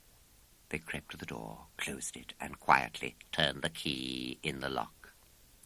"Perhaps he realized he'd been kidnapped and thought it wasn't any good struggling," said William, but the explanation didn't even convince himself. Quite obviously, Mr. Stedman hadn't realized that he was kidnapped. The outlaws had been filled with misgivings at the thought of a struggle with a reluctant victim, but they were filled with still greater misgivings by a victim who not only was not reluctant, but who didn't even seem to realize that he was a victim. "What are we going to do now?" demanded Ginger. William tried to recover his shattered poise. "Well, he is kidnapped," he said, somewhat resentfully. "It's all very well for him to go on as if he wasn't, but he is. Now we've got to tell him about free speech and that we won't let him out till he's promised to let us have it." "How are we going to tell him now that he's locked in?" said Ginger. William drew a paper from his pocket. "I got it wrote out.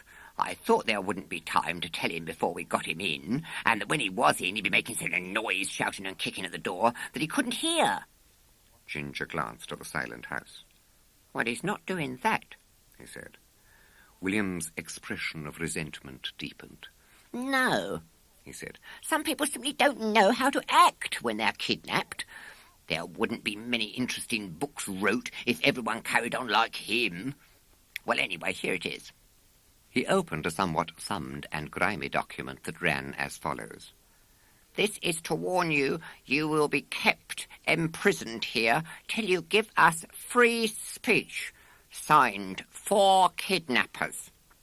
Beneath was the drawing of the skull and crossbones, whose execution William had perfected in his character of pirate chief. They all studied it critically. "It's not spelt right," said Douglas rather uncertainly. "Yes, it is," said William. "I had a jolly good report on spelling last term. At least it was a word I don't know, but I bet it meant it was good all right." The term report had actually been spelling execrable, and William, having never met the word execrable before, had chosen to consider it complimentary in meaning. "Well, anyway, that doesn't matter," he went on quickly. "I've never been able to understand the fuss people make about spelling. I don't see why you shouldn't spell one way just as well as another. And there's generally a jolly sight more sense in the way I spell words than there is in the way the spelling book spells them. For instance—" "Yes," interrupted Ginger hastily, bringing William back to the matter in hand. "But what about this man we've kidnapped? How are you going to give him the note?" "Put it through the letterbox," said William. "We'll let him have about an hour to think it over, and then we'll go in and ask him if he'll give us free speech. And if he won't, we'll lock him up again." "Well, let's go and put it in the box, then," suggested Ginger. They approached the house. It seemed curiously silent. No batterings on the door, no shouts of anger, no screams for mercy. "He couldn't have got out to the back, could he?" asked Douglas. They went round the house. Back and side doors and all the downstairs windows were firmly locked. "He's up to something," said Henry darkly. "I hope he's not going to burn the place down." "Well, he'd burn himself down with it if he did," said William grimly. "Perhaps he's fainted with fright," suggested Ginger. "Let's put the note in quick," said Henry. "Then he'll know he's only got to give us free speech, and we'll let him out again." They slipped the note through the letterbox, then went to the shrubbery, where they sat down to wait with feelings of distinct apprehension. "We'll tell him we've got guns and things out here just to scare him," said William. "He won't know we've not." The minutes passed slowly by. None of the outlaws possessed watches, and their judgment of time was apt to be influenced by their feelings. After 3 minutes had passed, William rose to his feet. "I think it's about an hour," he said. "Let's go and ask him if he's going to let us have free speech." The others followed him to the front door. Their apprehension had changed to panic, but William was their leader, and they followed him without question. William put the key into the lock of the front door and pushed it open. Mr. Stedman was just descending the stairs. He did not look at all like a man who has been kidnapped. He was whistling blithely, his hands were in his pockets, the note lay just inside the front door. It had evidently not been picked up or opened. At that moment, something else happened.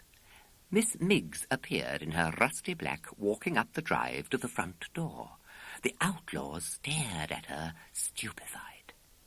"I decided not to go away after all," she explained to the outlaws. Then she saw Mr. Stedman and stopped.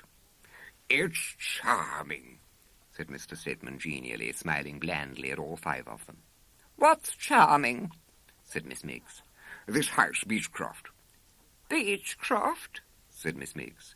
"Yes, it's called Beechcroft, isn't it?" He took some papers out of his pocket. "I've got an order to view somewhere, but the door was open, so I went in. It's just what I've been looking for. I can hardly believe it." "This house," said Miss Miggs, "is called Four Ways. Beechcroft is about 3 miles distant." "I don't care where Beechcroft is. I tell you, this is the house I've been looking for months. Who does it belong to?" "Me," said Miss Miggs. "Really? It isn't on any local agent's list, is it? I've been haunting them day and night." "No, it isn't," admitted Miss Miggs. "I did go to see one once, but I didn't like him. He was wearing a purple suit, and he had pink varnish on his nails." She sighed. "I'm so fond of the place, I simply couldn't bear to have it described as a desirable residence with well-matured garden." "I know," he laughed. "I'd feel just the same. But it is to be let, isn't it?" "Oh, yes." "Well, I'm sure we won't quarrel over terms. It's just the house I've been searching the countryside for. But—" a puzzled look came over his face. "It's odd my coming here when I'd told the man, quite plainly, to take me to Beechcroft. Here he is." The equipage rumbled slowly in at the gate. Crazy James had been told to return in a quarter of an hour, so he had taken the opportunity to visit the local hostelry for refreshment. "Ah, there you are," said Mr. Stedman as he drew up. "This isn't Beechcroft." "No," agreed Crazy James. "Then who told you to come here?" Crazy James looked round. "Him," he replied, pointing to William. They all looked at William. "Why on earth—" began Mr. Stedman. Miss Miggs interrupted. "I think I can explain it," she said. "These dear boys know that I wanted to let the house, and they were trying to give me a helping hand. Of course you shouldn't have done it, boys, but—" "Well, I'm grateful to you anyway," said Mr. Stedman. "I'd probably never have seen the place if you hadn't, and well, as I said, it's what I've been looking for years." He put his hand into his pocket and pulled out a handful of silver. "Let's see. It's Saturday, isn't it? Any little contribution to the weekly pocket money gratefully received, I suppose, eh?" William opened his mouth and closed it. Miss Miggs, of course, must be told the truth, but she could be told later. His first impulse, boldly to broach the subject of free speech with Mr. Stedman, was departing. Mr. Stedman was deliberately picking out 4 half-crowns from his store of silver. A reference to the question of free speech might take his mind from the subject of half-crowns, and it might never return to it.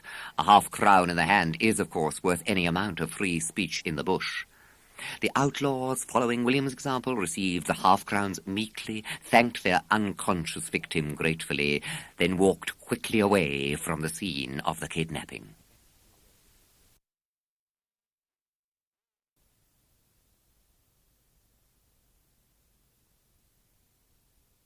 William was bored. It was the summer holiday. Ginger, Douglas, and Henry were all away from home, and William was left to his own resources. He wandered desolately about the lanes and woods, playing imaginary games by himself, but somehow there was no savour in them. William was not one of those rarefied souls who find their highest fulfilment in solitude. His spirits, therefore, rose considerably when he saw one morning preparation for the erection of tents in one of Farmer Jenks's fields. A fussy little man in shorts, with amazingly thin knees, was in charge of the operations. He scurried about, giving directions in a high-pitched voice rather like the drone of an insect, and getting in everyone's way. As soon as he saw William, he came over to him and said, "What are you doing here, boy? Go away." William moved reluctantly away, but continued to watch from a distance. When the tents were finally erected, a large notice board was put up by the gate leading to the field. "Open Air Holiday Association, particulars from the secretary." Provisions arrived next, the baker's boy and the milkman's boy and the butcher's boy being received by the thin man in shorts, then shooed off the premises as soon as they had delivered their goods. At this point, William had to go home to tea, but he hurried back immediately afterwards and found to his delight that the inmates of the camp were just arriving. They were a curious assortment. They included a girl with a monocle and a neaten crop, who announced that she'd only joined the camp in order to grow her hair in retirement, and a stout woman in flowered cretonne beach pyjamas, who announced that she had joined it to get her weight down. There was a lanky, dyspeptic-looking man who had already buttonholed the secretary and was discoursing on his dietetic requirements. "My vegetables must be steamed, not boiled, and I must have wholemeal bread and grated carrot and raw cabbage for lunch, and a cup of weak China tea half an hour before tea, because I never drink at meals." "Yes," said the fussy, harassed little secretary, growing more fussy and harassed every moment. There was a family consisting of a mother and father and a small bored-looking boy who was already announcing that he wanted to go home. There was the usual complement of muscular, youthful he-men and young females in garments that varied from beach pyjamas to flannel shorts, riding breeches, cotton dresses, and kitchen overalls. Filled with interest and curiosity, William entered and joined the throng. For some time no one noticed him, and he was able to wander about, listening and watching to his heart's content. Everyone seemed nervy and suspicious. "I only hope the food's going to be eatable," said a lugubrious-looking woman with hennaed hair and a pair of lorgnettes. "I really don't know why I've come. I've always been awfully comfortable at that boarding house at Eastbourne." "Well, really," agreed the stout woman, "I've never been in the country for a holiday before, and it's very disappointing so far. I don't think there's going to be anything going on, if you know what I mean. It's so depressing, all these fields, and, well, nothing going on." William gathered that the Open Air Holiday Association was a brand new concern, and that this was its opening session. The members of it had been collected by advertisement, and there was already a certain amount of friction. "I mean, after all," a bald man in +4s was saying. I'm fond of fresh air and all that, but to put me practically at the entrance of the tent is the limit. I mean, fresh air's one thing, and a draft's another. And there isn't nearly enough room in the tent. I mean, I particularly wanted to do some butterfly collecting, and as far as I can see, there won't be an inch to keep my specimen boxes. The stout lady sympathized vaguely, then returned to her own troubles. It's the food I'm worried about, she said. I know I've come here to get my weight down, but after all, dieting doesn't mean starvation. I've just been looking round that tent he says is going to be used as a kitchen. I can't see anything but loaves of bread and tin stuff and a few chops. Well, that sort of thing won't keep a woman of my size going. And as I said before, dieting's dieting and starvation's starvation. A delicately rouged and powdered damsel in backless beach pyjamas was holding forth to her friends as she frowningly emphasized the Cupid's bow of her lips with a vermilion lipstick. My dears, I had no idea it was going to be like this. There aren't any shops. Literally, there aren't any shops. I mean, where does one buy things? I thought at least there'd be shops, powder, and that sort of thing. One's always running out of something. Of course, I know it's the country, but surely people must live even in the country. A he-man was making himself slightly unpopular by striding to and fro among the crowds, elbowing people ruthlessly out of his way, and saying how wonderful it was to be back again among the great open spaces. Through all this scurried the fussy little secretary, reassuring here, exhorting there, replying as best he could to the barrage of questions and complaints that assailed him from all sides. Suddenly he spied William, and, recognizing that he was not a member of the Open Air Holiday Association, turned on him fiercely, glad to find someone upon whom he could vent his irritation with impunity. "What are you doing here?" he snapped. "Don't you know you're trespassing? Go away at once, or I'll send for the police." William departed with silent dignity and met the police in the person of a weedy youth in a crumpled uniform watching operations over the further hedge. "What do they want to come here for with their monkey shows?" demanded the police bitterly. "There's all the rest of England, ain't there?" Relations between him and William were generally rather strained, but in face of this invasion from the outside world, each was conscious of a feeling, not of liking exactly, but at least of toleration for the other. "He said he'd send for you if I didn't go away," said William. Sauce, commented the policeman. Then, remembering his official position, added rather distantly, You mind what you're about, my lad. Trespassing's an offence against the law, and there's no getting away from it. "All right," said William. "Keep your hair on," and set off briskly homewards, where he forgot the Open Air Holiday Association in an imaginary lion hunt with his dog Jumble in the shrubbery. The next morning, however, he went to the field directly after breakfast to find it the scene of great activity. Some of the campers were washing up the breakfast things, others were already making preparation for the midday meal. The he-man was conducting a class in physical jerks in a very breezy fashion, but with a slightly nasal intonation, stopping occasionally to sneeze. A game of cricket was going on in one corner, and in another, an elaborately accoutred band of hikers was assembling. Despite all this activity, there was a certain air of listlessness over the proceedings. The stout lady was engaged in complaining bitterly about her breakfast. She said that the bacon was burnt, and that there weren't enough eggs to go round, and that the bread tasted of onions. She repeated several times that dieting was dieting, and starvation was starvation. The damsel in the backless beach pyjamas was again holding forth to a select circle of friends. She'd forgotten to bring her face cream, she said, and she'd been down to the village shop, and they didn't stock it. They stocked shoes and brushes and notepaper and mixed fruit drops and flour and gardening tools and cushion covers and dried peas, but they didn't stock face cream.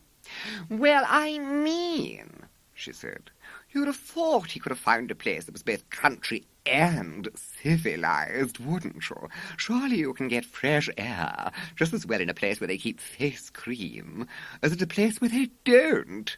I think it's all very badly organized."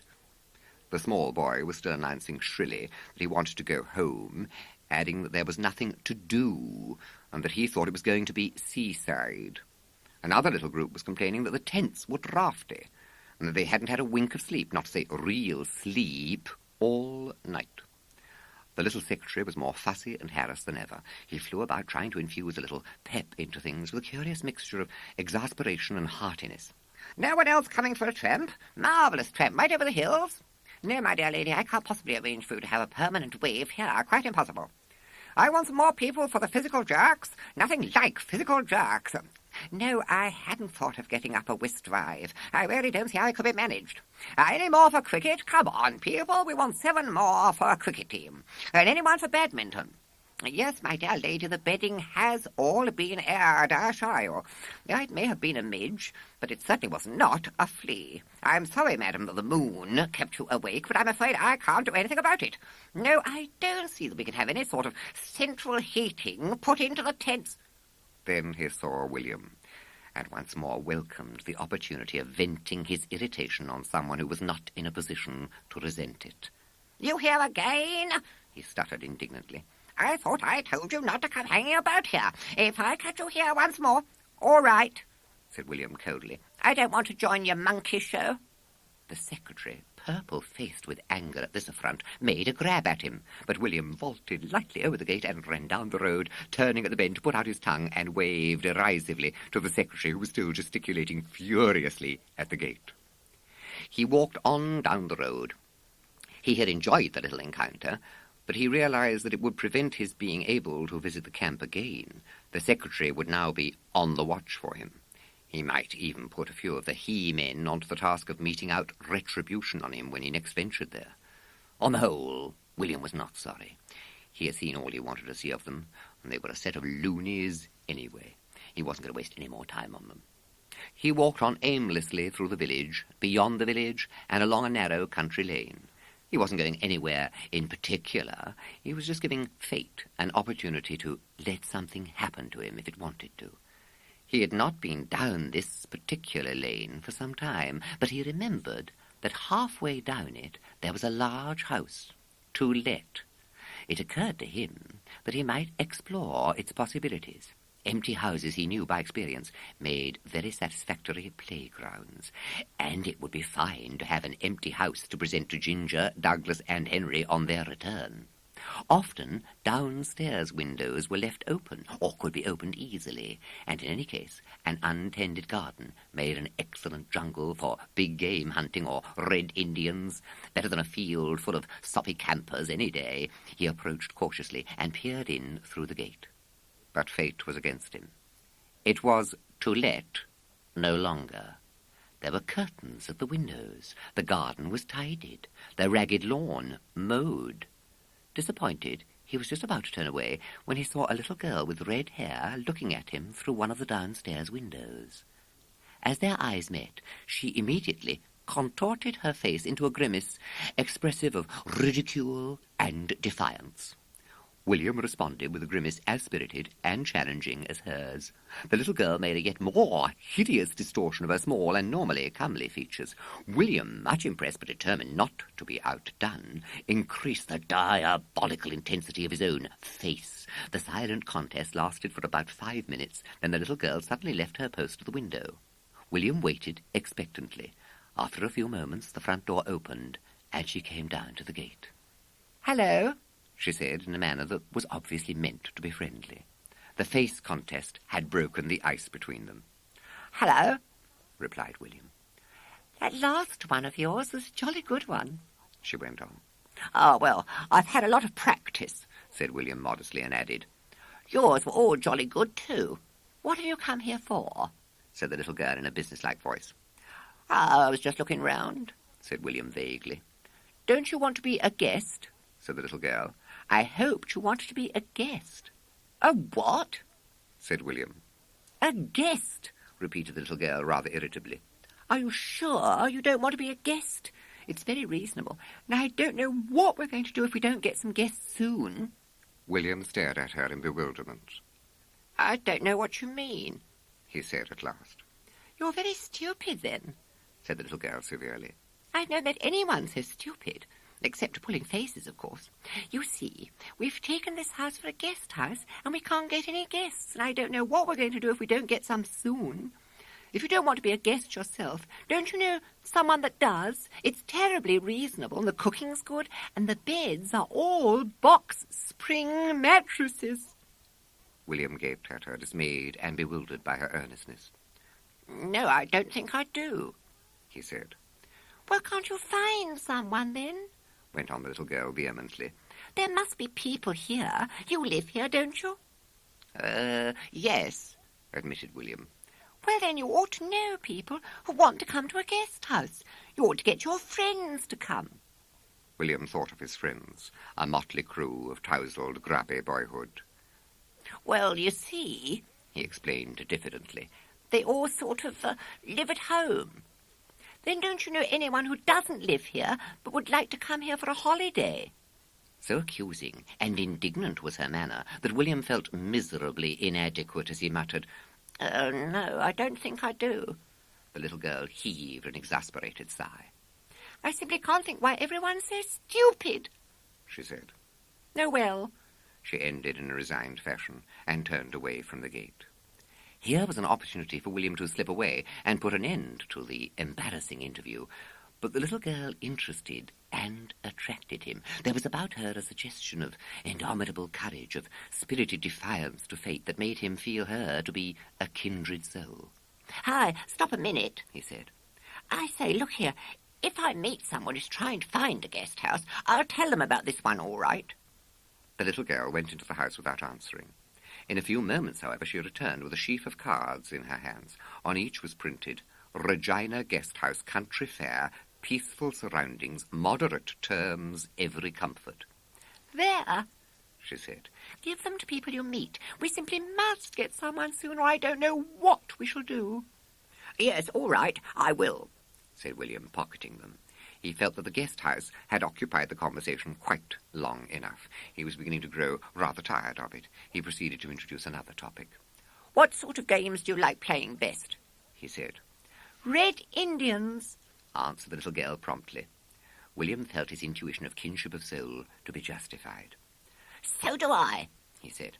I say, come and play with me. There are some jolly fine woods near here, and the people that generally play with me are away. Where are they? They've gone to the seaside for their holidays. Well, why didn't they come here? Said the little girl indignantly. They couldn't possibly have a nicer place than this to stay at. Yes, but there isn't any sea here, said William. Sea? Repeated the little girl indignantly. What do they want sea for? Well, they sort of do, said William apologetically. I say, do come and play Red Indians in the woods. Of course I can't, snapped the little girl. I've got to stay and help Mother in case anyone comes. And you've got to go and find someone for the guest house. All right, said William rather reluctantly, setting off down the road. He approached his mother at lunch, using for him exceptional finesse and diplomacy. You look a bit tired, Mother, he said. Do I, dear? Said Mrs. Brown, as soon as she'd recovered the power of speech. I feel quite all right, thank you. I think you could do with a holiday, couldn't you? Said William. Well, of course we are going away next month, and I must say I shall be glad of a little rest. But wouldn't you like to go away before next month? Suggested William. I couldn't, dear. Your father can't get away from the office yet. Yes, but you needn't go far. I know of a jolly nice place just a bit down the road. It's moderate comfort and spring boxes and all that sort of thing. Don't talk such nonsense, dear, said his mother, and refused to reopen the discussion. The next person William tackled was the vicar's wife. He met her as she was coming down the road and embarked on the subject without wasting time on preliminaries. Good afternoon, he said politely. I say, I know of a jolly good place where you can have a jolly good holiday. It's just near here, and it's got moderate comfort and spring box and all that. I bet if you once went there... The vicar's wife swept him out of her way. Yes, dear, she said. I'm sure it's a very nice game, but I really haven't time to play just now. I'm very busy. It's a real place, persisted William. It's a place you'll be jolly glad I told you about. It's got... But the vicar's wife had already passed out of hearing. Slowly and disconsolately, William returned to the Regina boarding house. The little girl came running down the walk as soon as she saw him. Have you got anyone? She said eagerly. No, said William. I tried jolly hard, but no one would come. I say, do come and play Red Indians with me. Of course I won't come out and play Red Indians with you till we've got someone for the guest house. Well, come and look at a funny camp there is down the road. I can't go too near, because I get so mad at me, but it's jolly fun watching it. I bet it'll make you laugh. Did you give any of those cards to anyone? No one's given me a chance. Well, I'm sick of you hanging around here and doing nothing. I wish you'd go away and stop wasting my time. With that, she flounced indoors and slammed the door. William walked slowly down the road. He felt that he ought to dislike the little girl intensely and never want to see her again. She was certainly one of the most unreasonable people he had ever met, and he considered that he had met a good many. But somehow he couldn't dislike her, and he did want to see her again. He felt that a friendship with her would be stimulating and exciting. William always preferred people who quarrelled with him to people who agreed with him. He went to the woods and hunted an imaginary lion till he tired of the process. Then, not daring to approach the little girl's house again, he made his way cautiously to the camping ground of the Open-Air Holiday Association. The usual activities were going on, but still with an air of listlessness. The he-man conducted his physical jerks class with a more nasal intonation than ever, stopping still more often to sneeze or blow his nose. The group of malcontents was the largest and most animated group on the camping ground. Various remarks reached William. Well, it must be damp. It stands to reason. It must be damp. I never had such rheumatism in all my life before. I've had dyspepsia ever since I got here. The food's very poor. And, of course, the cooking is awful. It's all very badly organised. Hello. William looked round to find the small boy who wanted to go home, staring at him fixedly. Hello, replied William. What's your name? William. What's yours? Roderick. Where do you live? Here. Here? No, in this awful place? I've never been in such an awful place before. I wish I'd never come. It's not an awful place, said William indignantly, rising to the defence of his birthplace. It's a jolly nicer place than the one you live in, anyway. Oh, is it? Said the small boy sarcastically. Well, let me tell you it isn't. It's the dullest place I've ever been in. Nothing ever happens here. Oh, doesn't it? Said William. Well, let me tell you, it does. Well, what does, then? Tell me what does. William was nonplussed for a moment, then remembered his most recent activities. Well, for one thing, there's a lion over in those woods. I bet there isn't. Well, there is. How did it get there? William was silent, trying to find some convincing reason for the presence of a lion in the woods. It escaped from a circus, he said at last. It didn't. It did. It didn't. All right, said William vaguely. You wait and see. See what? See if you don't hear it one of these nights. People often hear it roaring at night. Go on, they don't. All right, you wait and see. The objectionable small boy's incredulity had roused all William's fighting spirit. He felt that his honour was involved in the existence of the lion. It was his lion, and this objectionable small boy had insulted him. All right, he said once more with a short, sinister laugh. Ha! You jolly well wait till tonight. It would, he thought, be quite a simple matter to come out that night and roar behind the hedge near the small boy's tent. That would show him. Then the harassed secretary saw him and once more came to send him away. As he went, the little boy called after him derisively, "Lions! Liar, you mean?" But by evening, the rumour that a lion escaped from a circus was roaming the local woods had spread through the camp, and the atmosphere was charged with electricity. Nonsense, said the harassed secretary. Nonsense! I never heard such nonsense. But Roderick met a boy who's actually seen it. Nonsense! Roderick's making it up. Excuse me, Roderick's a most truthful little boy. This boy he met had a most narrow escape from it in the wood. Fortunately, Roderick himself doesn't believe it, but I'm quite convinced it's true. I mean, why should the boy say so if it isn't? Well, I don't believe it. Perhaps you'll believe it when we all wake up tomorrow morning to find ourselves gnawed to death. Nervousness increased as evening approached, and people who had mocked the rumour earlier in the day became silently apprehensive. "I'd rather have almost any other death," said a small, earnest woman who joined the camp in order to add to her collection of wild flowers. "There's something so undignified about being mauled by a lion.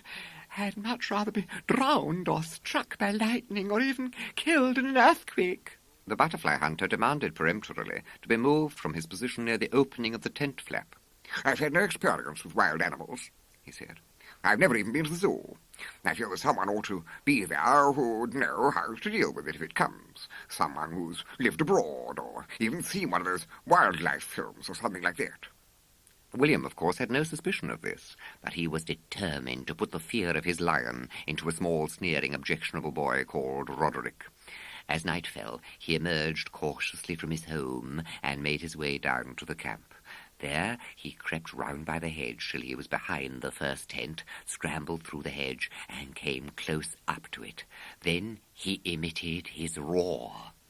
Much practice in such games as Lions and Tamers, big game hunting, and zoos, all games of his own invention, had given William a very good roar. He had practised it assiduously. It was as much like a lion's roar as anything that wasn't actually a lion's roar could be. He didn't know, of course, in which tent the objectionable Roderick was sleeping, so he decided to roar outside each of them in turn. He went from one to the other, tripping over tent ropes, banging into the canvas, roaring ferociously at intervals.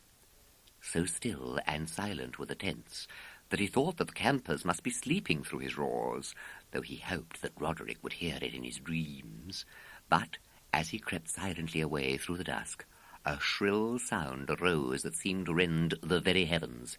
It was the stout lady having hysterics. The next morning, William awoke once more to face a companionless day. He thought wistfully of the little girl. She would have made such an excellent playmate.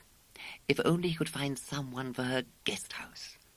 He put his hand in his pocket for the card she had given him. It was empty.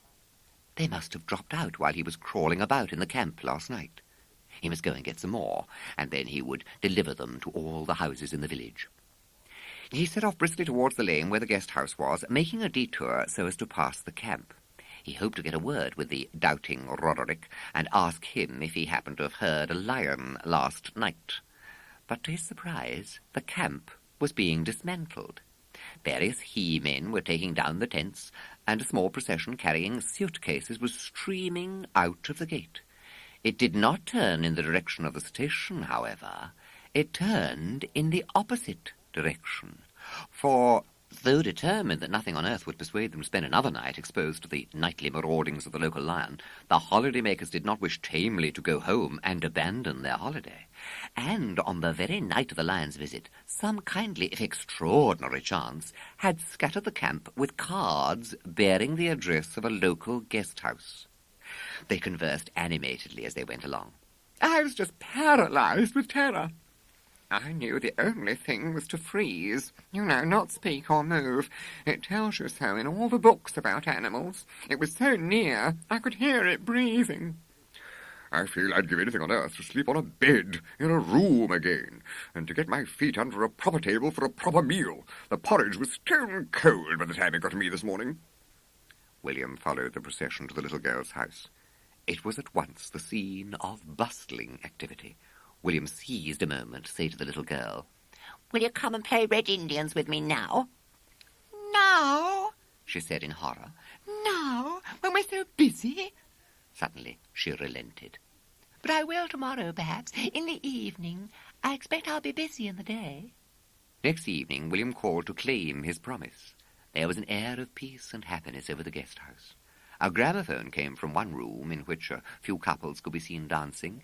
In another room people were playing cards. Several people sat about the garden in deck chairs. A group of he-men were just returning from a hike. The harassed secretary, looking a little less harassed, was talking to the little girl's mother at the front door. "It's most satisfactory," he was saying. "I think I'll make it the headquarters of our association in future. Canvas hasn't really proved a success." The little girl came out and joined William. I can come with you tomorrow, she said. 'Cause we've got enough maids now. We're full of people now, and the ones we haven't room for are staying in rooms near. I say, she added. wasn't it funny, them all coming like that? I wonder what made them. William was silent. He would have liked to claim credit for the affair, but all he was conscious of was a feeling of guilt in having lost the cards the little girl had given him. Oh, I don't know, He said vaguely. I expect it just happened.